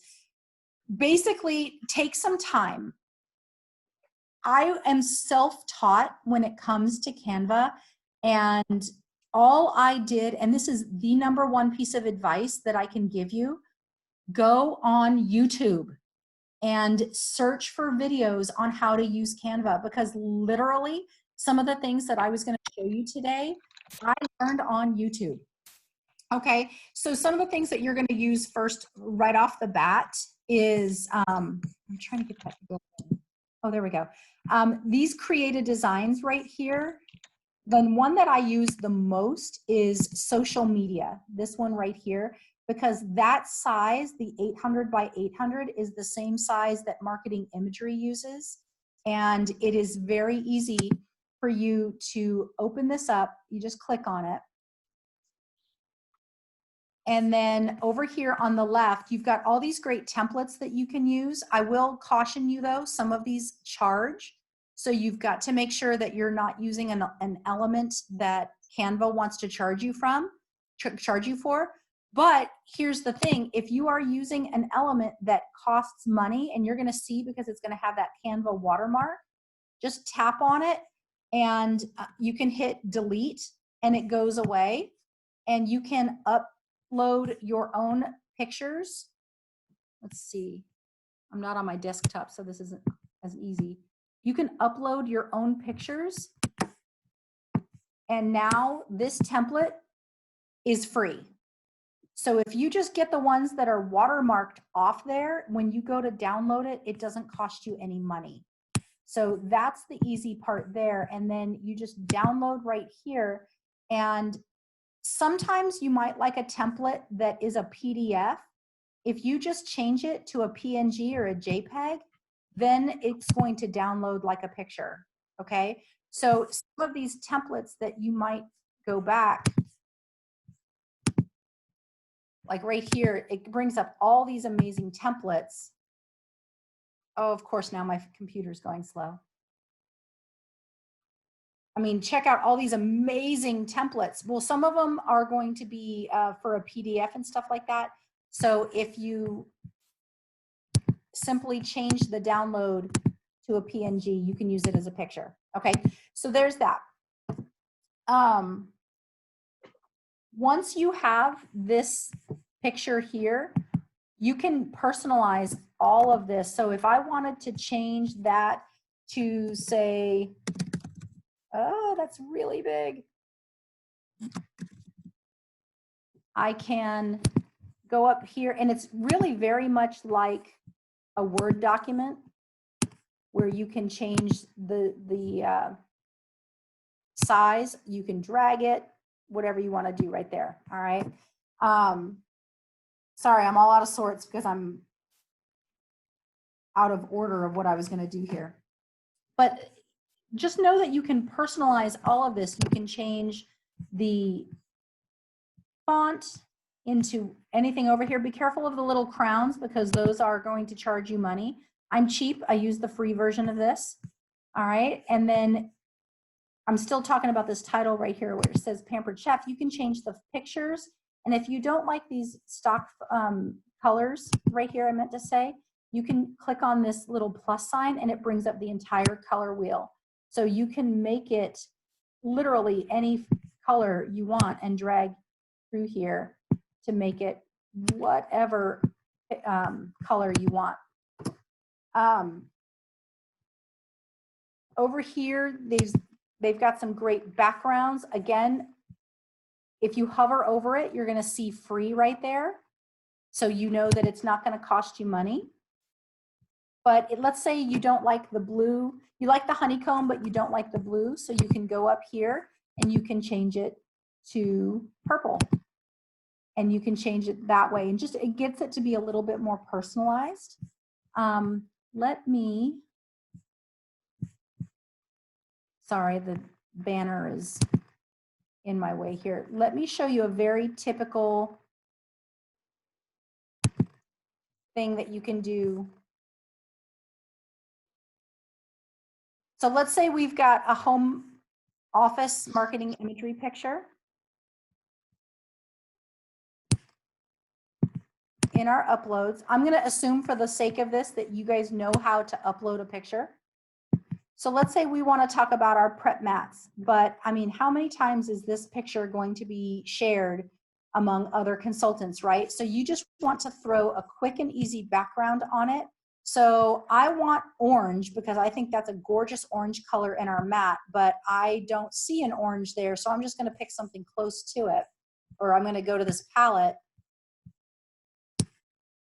Here's orange.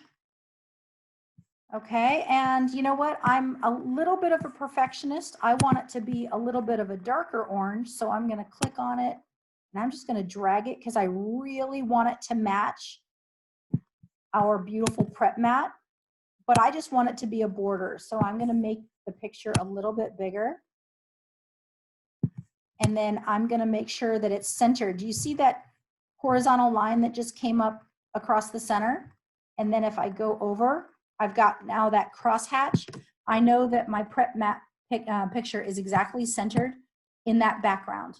And so there, I've got it right there in the center. All I can do is download it now, upload it to my picture. I'm not as worried about Facebook jail. Okay, so that is a super fast and easy way to change something from home office. But one of the things I really wanted to show you guys, because I know a lot of you are creating your own banners for your photo, for your parties. And I wanted to teach you about custom dimensions. I'm back here on the home screen of Canva. And write this number down. You want a 19 by 20, or excuse me, 1920 by 1080. that is going to be the custom dimension of your banner photo. And a little bit of a side note, the very top and the very bottom of this will not show up in a banner photo for your parties. And I'm going to show you one that I've already created, because that's another one of the great things is if you click this little see all, you can always see everything that you've created in the past saves for you. So I'm going to just bring up my current cover photo. And can you see at the very top and the very bottom that I've got no text in that space?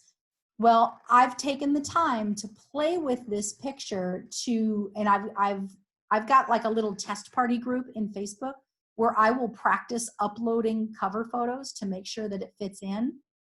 If you use the stock size in Canva for a cover photo, know that it defaults to format beautifully on mobile devices before computer devices.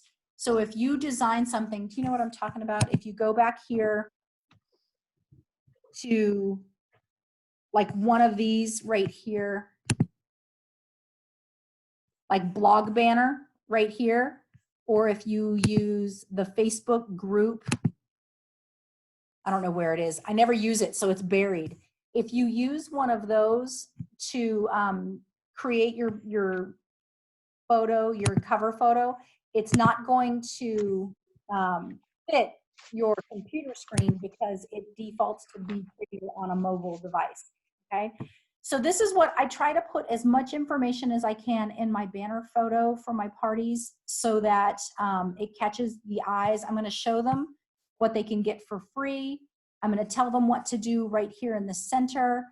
I'm gonna tell them where to find the picture. Now, this might be confusing right here. Find your host link to order here.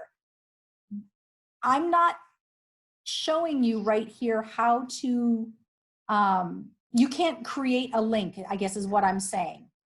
Not very well, I'm saying. But I'm just putting a little dot. I went over here to elements. And there's these great shapes. So literally all I did is I grabbed a circle, I made it a size, I changed the color, and then I went over here to text. I inserted some text right there. All right, and then I put click here for all your party details. And so when you see a button on something, who can resist clicking on a button, right?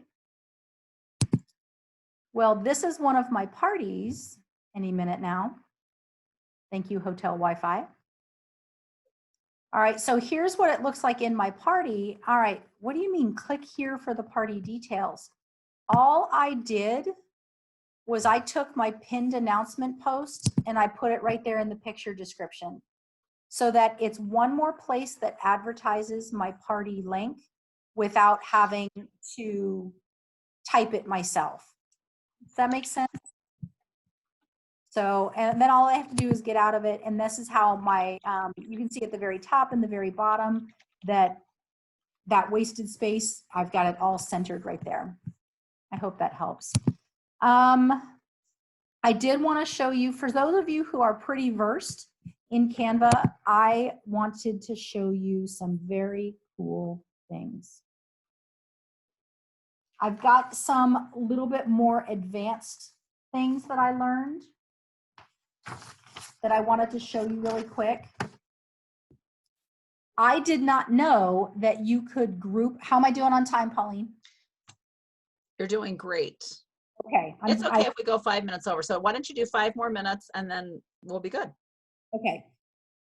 I learned how to use the centering features. Like right now, I don't know about you, but my OCD is kicking in because this Pampered Chef is not equally spaced between these two logos. If you use your mouse and you click on it, you can draw a box around these and it becomes a group and you can move them together, okay?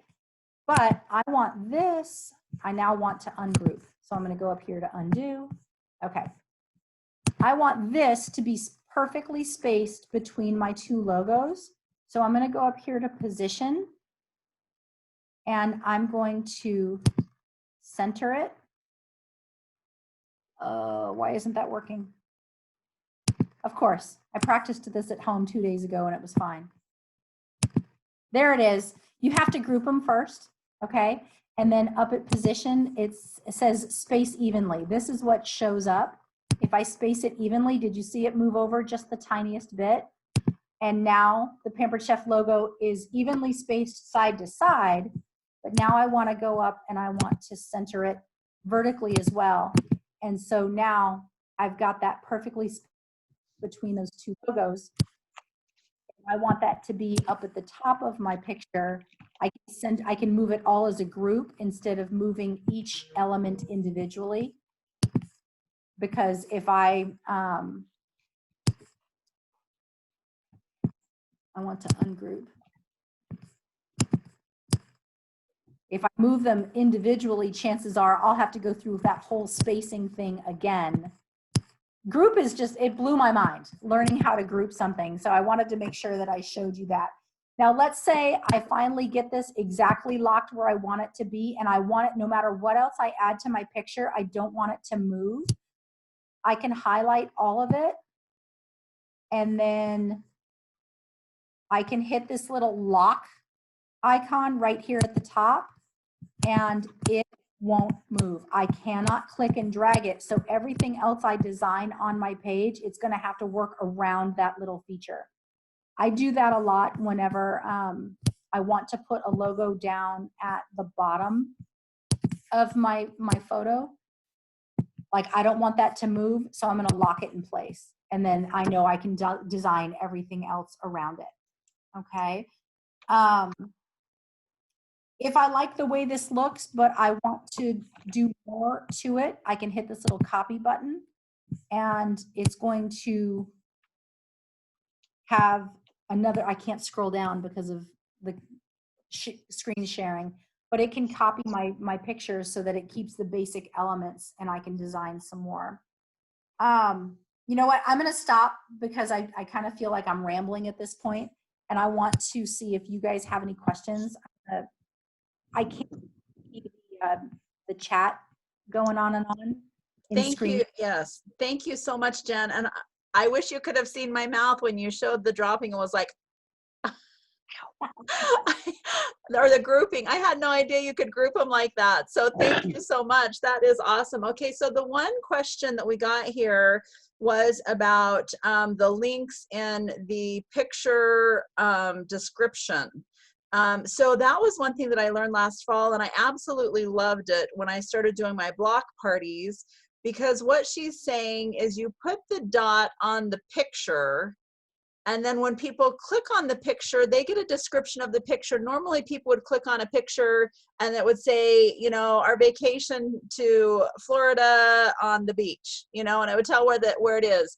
But in your description on the picture, you're going to put Susie's link, Carol's link, Amanda's link, and your last link. So when they click on the picture, the description they're going to see has your links in it. Yeah. And so it's a super, I had a little snowflake on all of my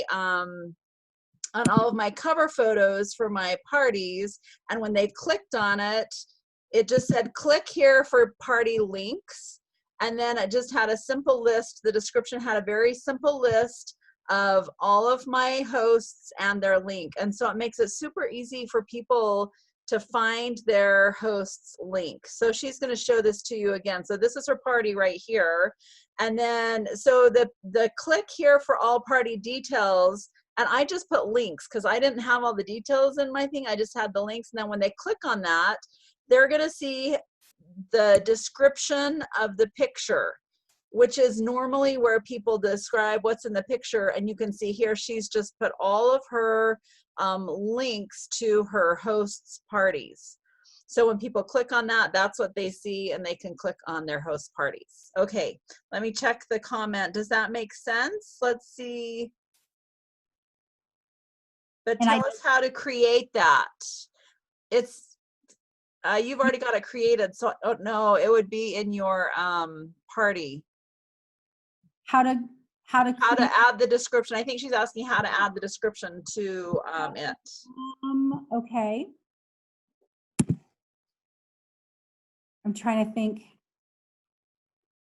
Okay, I'm going to show you guys in our team page because I don't have a description in the team page because everything else I have already has what it shows like. Okay, so pretend like this is a party and it's got that dot that says click here to see all the party details, and they click on the picture. Right here it says add a description.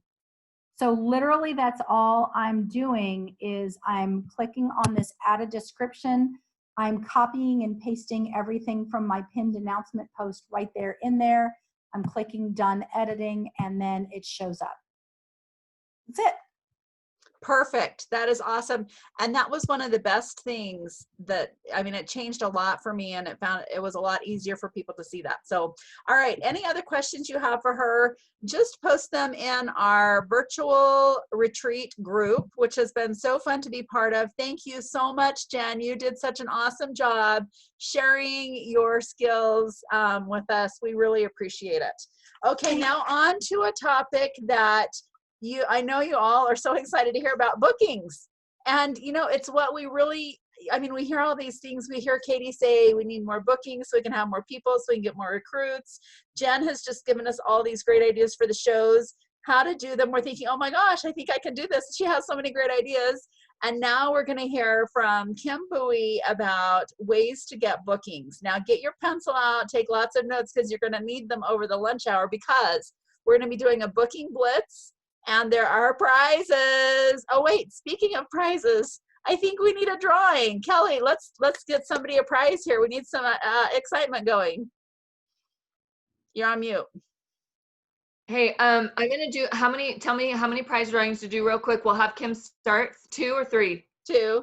Okay, have Kim start and I'll announce it right after she's done. Okay, perfect. So she's going to do some drawings based on the registrations. And let's see, let me tell you just a little bit about Kim. Kim is an advanced director from Meridian, Idaho, and she has been with the Pampered Chef since 2001. And the thing I love about her is she is steady and strong. And can I just add too, you should hear her sing.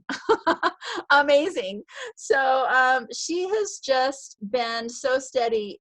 In November of this year, her team did 160% more shows than they did in November of last year. She's really just seen an explosion in her business of new consultants and the shows they're doing. And so we are super happy to have Kim here sharing with us how to get bookings on your calendar. How do we fill our calendar? All right, Kim, are you here? I hope so. I haven't looked at this. I'm here. Can you hear me? No, we can't hear you very well at all. Echo, there's no.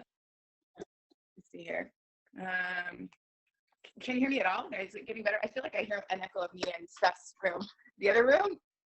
Okay, yes, I can hear you. I know that there's a group of consultants and directors over in Meridian that got together for this retreat, which I love. So, okay, go ahead and talk. Let's see what we can. It says your bandwidth is low. Oh, how rude. All right, well, Lord help us. So let's see here. I'll just get down. If I get closer, maybe that will help. But okay. So you guys, let me just apologize in advance because I don't have anything sexy or exciting for you. When the key, when I don't know, what's the word, figured out. You know what, Kim? Hey, wait, Kim. Yeah. We can't hear you very well. You're really coming in and out. Are you on a separate device than everybody else? Yes, I'm on my cell phone. So this is what I'm thinking. Maybe you guys are sharing the bandwidth. So why don't you go in and just have one device instead of 2? Okay, sounds good. All right, I'm gonna sign off then off of my phone, and I'm gonna go into the other room. Okay. Okay. Kelly, do you have our winners yet? Yes, I have Hold on, it's picking. Okay, I'm gonna pick 2 and then I'll announce both of them. Okay, 113 and 53, hang on.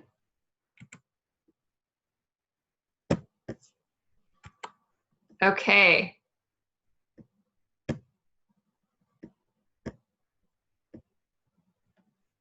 Okay, first prize winner is the 113th person to register, which is Tamara Walters on Jennifer Lewandowski's team. I'll tell you what you want in just a second. And then the second winner is the 53rd person to register, which is Jessica Morris on also Jennifer Lewandowski's team. Awesome. So I will, hold on. Let me tell you guys what you won. So the first person I announced won a powdered sugar shaker. And then the second person, number 53, won the quick shred. So congratulations, you guys. And we'll do some more drawings, of course, after the Booking Blitz and also for our second session. Yay! Okay, so great. All right, Kim, are you able to be on with their computer? I think so. Oh, we can hear you so much better. Hey, woo! We should just have everybody get in the picture. I love it. I love that you're all together doing this. I know, right? Yeah, you got and you know, nothing like making extra pressure because I was like going to go in the other room, and now everyone's watching me. All right, we can do this. But yes, so we're going to go ahead and jump right in and get started. And you guys, I wish I had something sexy. I wish I had something awesome for you, but I don't. Let me just tell you, if you want to get bookings, it's actually very simple. You just have to contact a lot of people. And I remember a very wise person, Miss Stephanie, when I took my very initial Step Up to Director course way back in like 2003 or 2004. The very final thing that she left with us was enough contacts will lead to enough bookings that will lead to enough people that you're in front of that will lead to enough team members so that you can promote. And it was something like that. But at any rate, it is still the exact same truth today. And so I have kind of made it simplified it a little bit for my team. And that is, I have simply discovered this, that the amount of parties that you want per month, that is the amount of contacts that you need to make per day. And so if you want 10 parties a month and you consistently ask 10 people a day to book a party, that is putting you in front of, I got to do some math, 300 people. Is that right? 10 parties times 30? Okay. Okay. And let's actually do, because I take the weekends. I take my weekends off. So maybe 260. Do you think that you can easily find 10 parties if you're contacting 260 people? Absolutely. Right? It is a numbers game. There is no magic. There is no, nothing about it. It is just being consistent as crap. I will tell you this, and this is an unpopular opinion. This might be an unpopular opinion, I should say, but I'm not a huge fan of blitzing, and I'm not a huge fan of binging for bookings. Okay, now it works. It has its place, and if you are sitting looking at a totally empty calendar, yep, you just got no choice. But that is I believe that blitzing and binging leads to burning out. And so if that is your continual habit of business, you will burn out because it is exhausting. And that's why we do it as a group, because we encourage each other and we're able to, spur each other on, because it's not easy. However, if you break your business down into bite-sized pieces on a daily basis, it's easy and it's doable. And it doesn't have to be exhausting, and it doesn't have to burn you out, and you don't have to, I literally remember somebody that was on Steph's team back when I was when I was new, and she was an absolute rock star. And the first year that she set to earn a trip, she earned a trip to Disney back at that time, and she quit the next year because she completely burned herself out, people. It's not worth it. Make your business go the long haul and just get in the habit of doing small things every day. and you will see big results as a result of doing that, and you will be strong and grow. But with that being said, I want to give you just a couple of tips. I read a couple of transformational books for me personally in the last couple of years, which that is a great tip, especially if you guys are taking leave, you're already having to do this. But always be investing in yourself, and readers are leaders. And so, the thing about it is the difference between you and Sarah Birchfield, the difference between you and Jennifer Lewandowski, the difference between you and Kelly Church is that they know something that you don't know. And so I applaud you guys for being here, because you are learning. But here's another thing is that you can learn from people like John Maxwell, and you can learn from people like Dale Carnegie, and you can learn from people like Chris Voss, who I'm going to introduce you to today. And so I want to help you with word choices, because isn't that what hangs everybody up, right? What do I say? Well, I regret to inform you there are no magic words to getting bookings. However, with that being said, there are some principles that I want to give to you that you can begin to implement, and that you can be able to check your verbiage against when you are reaching out to your people or to your potential people. The first thing is you have something in common with every single person on the planet. And the one thing that you have in common with every single person on the planet is their best interest. And so anyway, recognize this, and this is something that I got from the How to Win Friends and Influence People. There is only one way under high heaven to get anybody to do anything, and that is by making the other person want to do it. That is the only way. And by the way, it applies to not only your prospects, it also applies to your children. It applies even to your spouses. It applies to, every sort of thing. The only way to get people to do what you want them to do, or to get them to do anything, is to make them want to do it. So the first thing is that I want you guys to strike some verbiage that I see that's super common in new consultants and even seasoned consultants, quite frankly, in not only in Pampered Chef, but in every single business. And that is this phrase: will you do a party for me? You've got to take that out of your vocabulary. Strike it. Catch yourself every time you say it. It's like a swear word. Have a jar that says a for me jar, right? And every time you say, will you do this for me? You're going to put a quarter in that jar, because don't do it. And then you're not going to keep it. You're going to give it away to somebody. So, you're going to have to give it so that it's going to cost you. Because that's what it really does. I mean, imagine this, you guys. Imagine if my hairdresser called me up today and said, Kim, can you come in and get your roots done? Because I don't have any, somebody canceled on me and I don't have anybody coming in. So will you come and get your hair done today for me? That would be absolutely ridiculous, right? Like I would be like, I don't know, I might consider it because I love my hairdresser, but I'm like, I don't know that I would keep going to that hairdresser, right? That would be so dumb. I mean, imagine if, Costco called up Steph and said, Stephanie, you haven't come in for your monthly shopping yet, and we really need you to. Will you please come in and spend $500 today? I mean, honestly, that is what we do. Do you see this on Facebook? I need a party. I'm really close to earning Disney. I need a party. I'm really close to my goals this month. Who wants to order Pampered Chef? You guys, it is embarrassing. And so don't do it. Now, here's the thing. You're still going to do it because you still have those wants, right? Everything that we do is driven by a motivation and a want. However, it is in the way that we do it. We make it, like, I love what Katie talked about. We make it about them. Even when Sarah did her live video, she talked about what they want. And so that's what we're going to do. We're still going to do these things. It's not that we're not going to post. It's not that we're not going to reach out.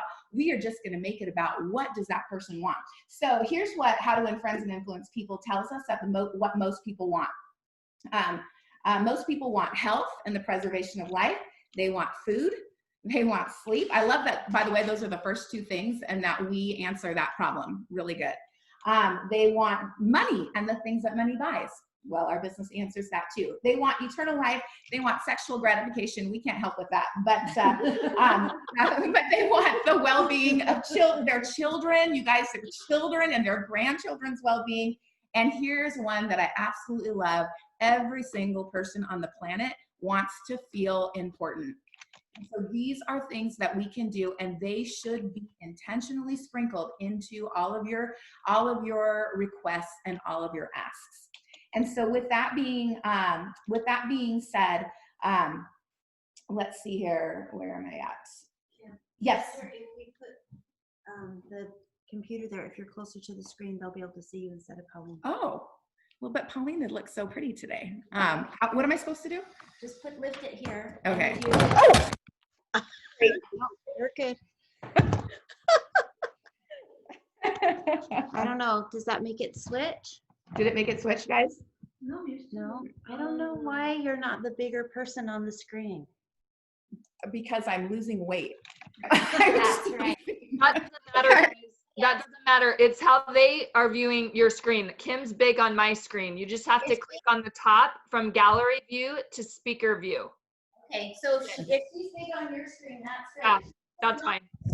But I'm probably not as big as I look on your screen because you know how the camera adds like 5 to 10 pounds. Anyway. All right. Okay. So here we go, you guys. I want to read you this little thing because I absolutely loved it from the How to Win Friends and Influence People. So the author says, I often went fishing up in Maine during the summer. Personally, I am very fond of strawberries and cream, but I have found that for some strange reason, fish prefer worms. So when I went fishing, I didn't think about what I wanted. I thought about what they wanted. I didn't bait the hook with strawberries and cream. Rather, I dangled a worm or a grasshopper in front of the fish and said, wouldn't you like to have that? And so you guys, therein lies a huge principle right there, that what is it that you are offering to the people? There are so many reasons to book a party, but why does this person want to book a party? Now, I will tell you this, and like, let's say, for example, that your goal is to book, submit 10 parties a month, so you're doing the 10 contacts a day. Well, you may not be able to personalize every single thing. So when you are making, so you do have to use generalities, because again, you got to copy and pasting is the way to go. Change the name, copy and paste. Let's get what we need to get done as quickly as we possibly can, right? But at the same time, these are the things that you want to think about. What do most people want? And again, we can kind of come back to that list and say they want health and the preservation of life. They want food. They want money and the things that they buy. And so with that being said, think about those things when you are crafting your messages. Now, the next thing that I wanted to share with you is from this book right here, which I highly recommend. You will absolutely love it. It's called Never Split the Difference. It's by Chris Voss. Chris Voss was the #1 hostage negotiator for the FBI for many, many, many years. And so whenever anybody was kidnapped in a foreign country, an American citizen was kidnapped in the foreign country, Chris Voss did the hostage negotiation. And oh my gosh, this book is so filled with practical wisdom and tips. And what I love about it, when I first heard him and when I read this book, I felt like it was bending my mind because it was so different than the way that myself and most of the people that I know think. But what I think is really interesting is the way that he talks about no. And for those of you guys who are familiar with Go for No, I love the Go for No people. They are awesome. He has a little bit of a different switch on that. He would say go for no, right? But he has different reasons. Yes, Heidi L. Voss. But he has different reasons for going for no. So I'm going to just read really quick what he says. He says, no is not failure. It used strategically, it's an answer that opens the path forward. Getting to the point where you're no longer horrified by the word no is a liberating moment that every negotiator needs to reach. And guess what? You are a negotiator. If you are a Pampered Chef consultant, you are a negotiator. If you are a parent, you're definitely a negotiator. I'm telling you what, the negotiating is not a bad word. It's a skill, and it's something that we can all get better at. But if your biggest fear is no, you can't negotiate. You're the hostage of yes. You're handcuffed. You're done. And so anyway, so let me tell you what he says that no does. No has a lot of skills. No allows the real issues to be brought forth. No protects people. It's literally people feel protected from making and allows them to correct ineffective decisions. No slows things down so that people can freely embrace their decisions and their agreements they enter into. No helps people feel safe, secure, emotionally comfortable, and in control of their decision. No moves everyone's efforts forward. So I heard Jennifer say in one of her trainings that she always says, feel free to say no. And I've done the same thing. And I think we all got it from Cami. But nonetheless, again, because people feel comfortable and safe when they have the power to say no. And here is the perfect example. How many of you have received a call from a telemarketer? And they do things like the strategy and some of the sales strategy that we've seen over the years and in books is ask small yeses so that you can get to the big yes. Well, you know what? It automatically, so the telemarketer calls you and says, hey, I just wanted to ask you, do you love water? And you're like, yes, but you're automatically on guard and you don't want to say yes, right? Because it's uncomfortable. You know, they want something from you that maybe you don't want to do or that you don't want to say. So I want to give you this example and then we're going to apply it to our Pampered Chef businesses. He talks about one of his grad school students, a political fundraiser, drove home this lesson with a bang. For years, he'd been using a traditional yes pattern fundraising script to raise money for Republican congressional candidates. So here was the example of the original script. He would call and say, hello, can I speak with Mr. Smith? Yes, this is he. I'm calling from so-and-so committee and I wanted to ask you a few important questions about your views on our economy today. Do you believe that gas prices are currently too high? Yes, gas prices are much too high and hurting my family. Do you believe that the Democrats are part of the problem when it comes to high gas prices? Yes, President Obama is a bad person. Do you think we need change in November? By the way, no political statements here. This is just reading the book. So don't anybody get mad at me. Do you think we need change in November? Yes, I do. Can you give me your credit card number so that you can be part of that change, right? No. Okay, but that is a traditional, right? Did you see what they did there? He was asking all these questions trying to get agreement from the person so that then when he asked for what he really wanted, he would get that agreement. But look at how he changed this. And so this is what he did. He said, hello, can I speak with Mr. Smith? Yes, this is he. I'm calling from the XYZ committee and I wanted to ask you a few important questions about your views on our economy today. Do you feel that if things stay the way they are, America's best days are ahead of it? And what do you think that the previous guy would have said? He would have said no. How about this? Are you going to sit? And so Mr. Smith says, no, things will only get worse. Fundraiser, are you going to sit and watch President Obama take the White House in November without putting up a fight? No, I'm going to do anything I can to make sure that doesn't happen. If you want to do something today to make sure that doesn't happen, you can give to XYZ committee, which is working hard to fight for you. Which response do you think got the results?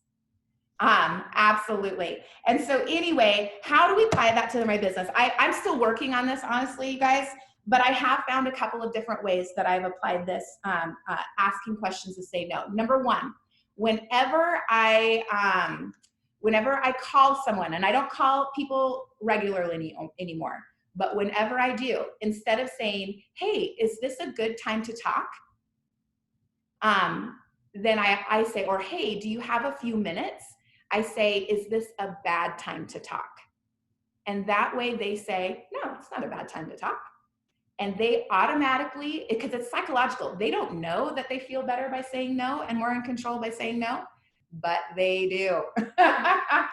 So I'm going to give them that opportunity right from the front. So that's one way that I have. Now, another way that I have found to use no is by saying, hey, or something like this. So is booking a party out of the question for you? So what that does is because maybe it's just not a good time right now, right? But maybe it's not out of the question entirely. And they'll say, well, no, it's not out of the question entirely. But then and you see how it opens up. Now all of a sudden it opens up the conversation so that they can share more. Another thing too is one of the things that I'm doing right now as far as recruiting, and I'm testing it out, so I don't know if it'll work, but my goal is to ask 5 people a day to join my team. And so I'm getting lots of no's. Imagine that.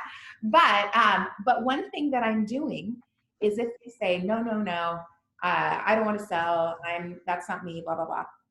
Then I say, well, are you also opposed to hosting a party of your own and receiving free products? And so once again, it invites the no. Well, no, I'm not opposed, which is actually a yes, I want to book a party. Do you see how that worked? Do you see how that happened? So this is where I need your guys' help. What other ways can we think of to invite, to ask a question, turn around the question in such a way that when people are saying no, they're actually either opening the door to a further conversation or maybe even saying yes with their no. So one last thing before I'm done, and that is, how do you get people to respond to you? Where is it? What page am I on? Anybody have somebody not respond to them? Oh, good. I hope I see everybody's hand, because if I don't, that means you're not working. Very good. All right, let me find this really quick. He says his thing is how to get, sorry. He calls it email magic. How never to be ignored again. Isn't that awesome? All right. So he says, there's nothing more irritating than being ignored. Being turned down is bad, but getting no response at all is the pits. It makes you feel invisible, as if you don't exist. Now, when you guys listen to this guy talk, he's got a really strong New York accent. So I wish Sharon Zellen was here reading this, but I haven't perfected my New York accent. But it's a waste of your time. We've all been through it. You send an email or a text to someone you're trying to do business with, and they ignore you. Then you send a polite phone follow-up, and they stonewall you again. So what do? You provoke a no with this one sentence, email, or text. Are you guys ready for this? Have you given up on this project? Or in our case, have you given up on hosting a party? Have you given up on joining Pampered Chef? Ooh, Kelly, that's a good one. Oh, I like that.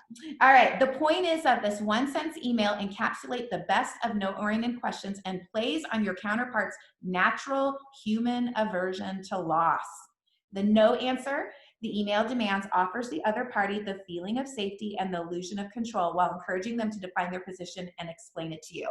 So I use this all the time in my 3-strike rule. For those of you guys who are not familiar with this 3-strike rule, it is it's simply, I contact them once. If I don't hear back from them, I contact them a second time, ideally in a different method of communication. So if I texted them, I might email them, or I might Facebook Messenger them, some sort of a different way of communicating, right? Just to give them the benefit of the doubt in case their child deleted their phone or, whatever. But then the third time, I use a variation of this question. And something to the effect of, I'm guessing this is not the right time for you to receive free product or earn extra income or something like that, right?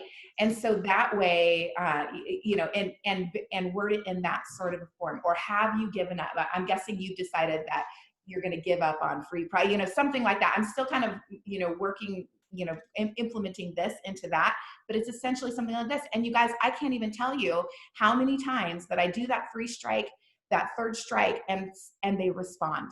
And typically they respond. And I always do it with, I personally always do it with grace and like a letting them off the hook, like, oh man, there must have been something, because surely this isn't how you are. But I can't even tell you how many times I have been, people respond to me, and it usually sounds something like this: oh my gosh, I'm so sorry, I never got back to you. I meant to, this happened, that happened. And guess what? That's a win for me, because it opens the door to conversation. And usually what happens is they say, now is not a good time for me, but will you contact me in a month or two? Or will you, or this or that or whatever. And so, anyway, hopefully these principles that have helped me have been helpful for you guys. And that's all I got. Thank you so much, Kim. You are awesome, and so many different ways to think about it. And I just really, really love that you are offering to them what you can do for them. And can I just say, that is such the key, whether it's recruiting or booking or selling. This is what can make your life better, your kitchen better through hosting, your dinner better through buying this product. If it's all about them and what they can benefit from it, I absolutely love that. Never, never say, will you book a show or will you host a show for me? Totally, I love that. So thank you so much, Kim, for sharing with us. So we're gonna do about 10 minutes, and then we're gonna go into our booking blitz. And I know she said she doesn't like blitzes, and you know what, I kind of feel the same way, because once you get a full calendar, so this is why it's such a good time of year to do a blitz. First of all, we're together, so it's going to be fun, right? There's prizes. That makes it even more fun. But also, once you get a full calendar, then you can take the skills that Jen taught, that we'll be talking about later, about getting bookings all the time. And you don't have to do blitzes all the time. They're just part of your business. It's like on autopilot. Once you get your calendar full, whether it's cooking shows, virtual shows, whatever it is, then we can teach you the skills that you need to get bookings from those bookings, and you never have to blitz again. I very rarely have to call people to get bookings, because they come from shows, and that is how you get your business on autopilot when it comes to booking. But if you want a little bit bigger calendar, which I do, I'm ready to do a lot more this year than I've been doing in the past. And I'm so excited to have this time dedicated to a booking blitz where I can get my calendar full, because then those bookings are going to give me more. And if I start now with a full calendar, it's going to take me clear through the whole year. So, all those pictures we were seeing on the group about the cruise? Weren't those so fun? Did you guys look through that feed and think, oh my gosh, I want to go on that cruise? Well, now is the time to fill your calendar so that you can be on that cruise. And if you fill it now, you're going to have bookings in February, and then you're going to have bookings in March, and then you're going to have business in April. Now is the time to start so that you can enjoy the food, the sun, the sand, all those things that we saw on that post.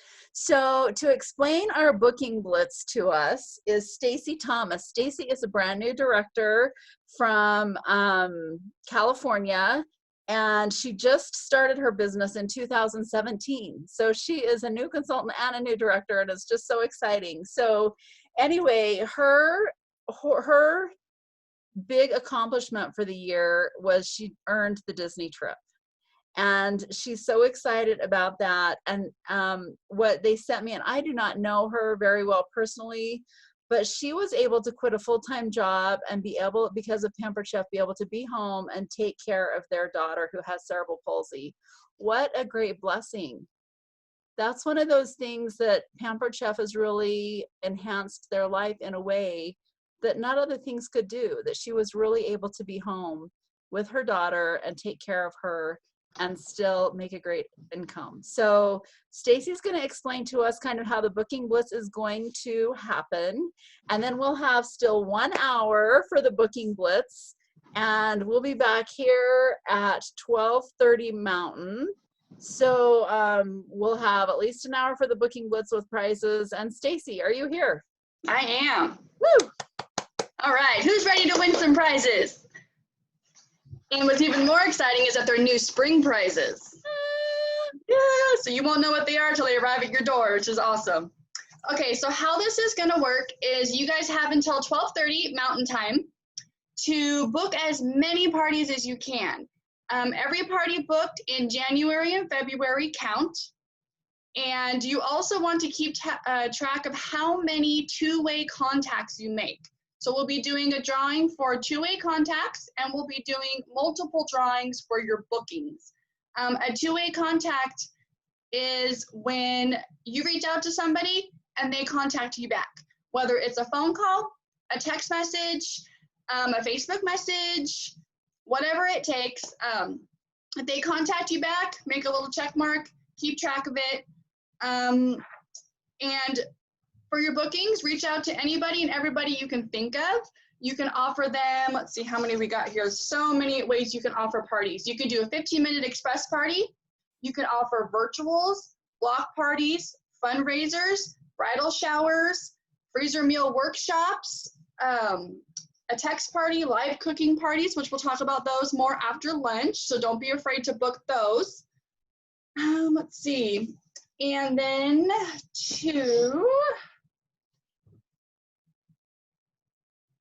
to log your responses, I'll be posting a poll in the virtual retreat Facebook page. You're going to see a poll, and you just click whichever one applies to you.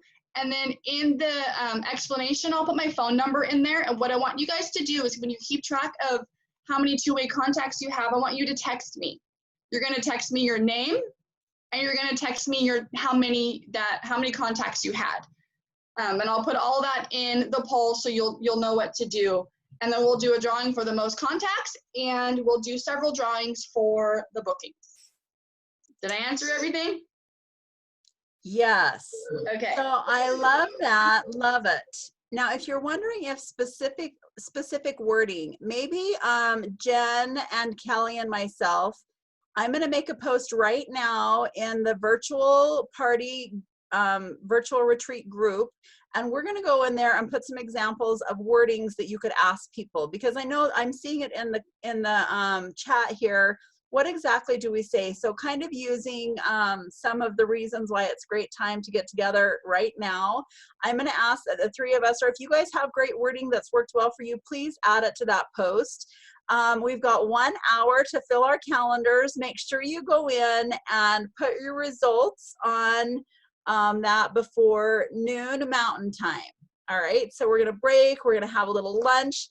Now, let me just tell you, coming back after lunch, we're going to hear about how to do a little bit, not a little bit, but we're going to hear how to do text parties. We're going to hear how to do 15-minute parties. We're going to hear how to do live cooking shows, 5 simple steps. I get to teach that because I love live cooking shows. 5 simple steps to doing a live cooking show. It's not hard. Y'all can do it. But anyway, so don't be afraid to offer these kinds of shows, because after lunch, we're going to hear how to do those, and it's going to be simplified. And then don't forget after lunch too, Cami Cruz. It doesn't get any better than that. We're going to hear from the top salesperson in the company about her best practices for doing things and how she's been so successful. We're also going to hear from Stacia Smilek from the home office. So much after lunch. But right now, we're giving you a gift of time. The time to go and make contacts, because it is a numbers game. I could not agree more with Kim. It's a numbers game. If you want bookings on your calendar, you need to reach out to people. We'll put some of those words in there, and we'll see you all after lunch. Bye.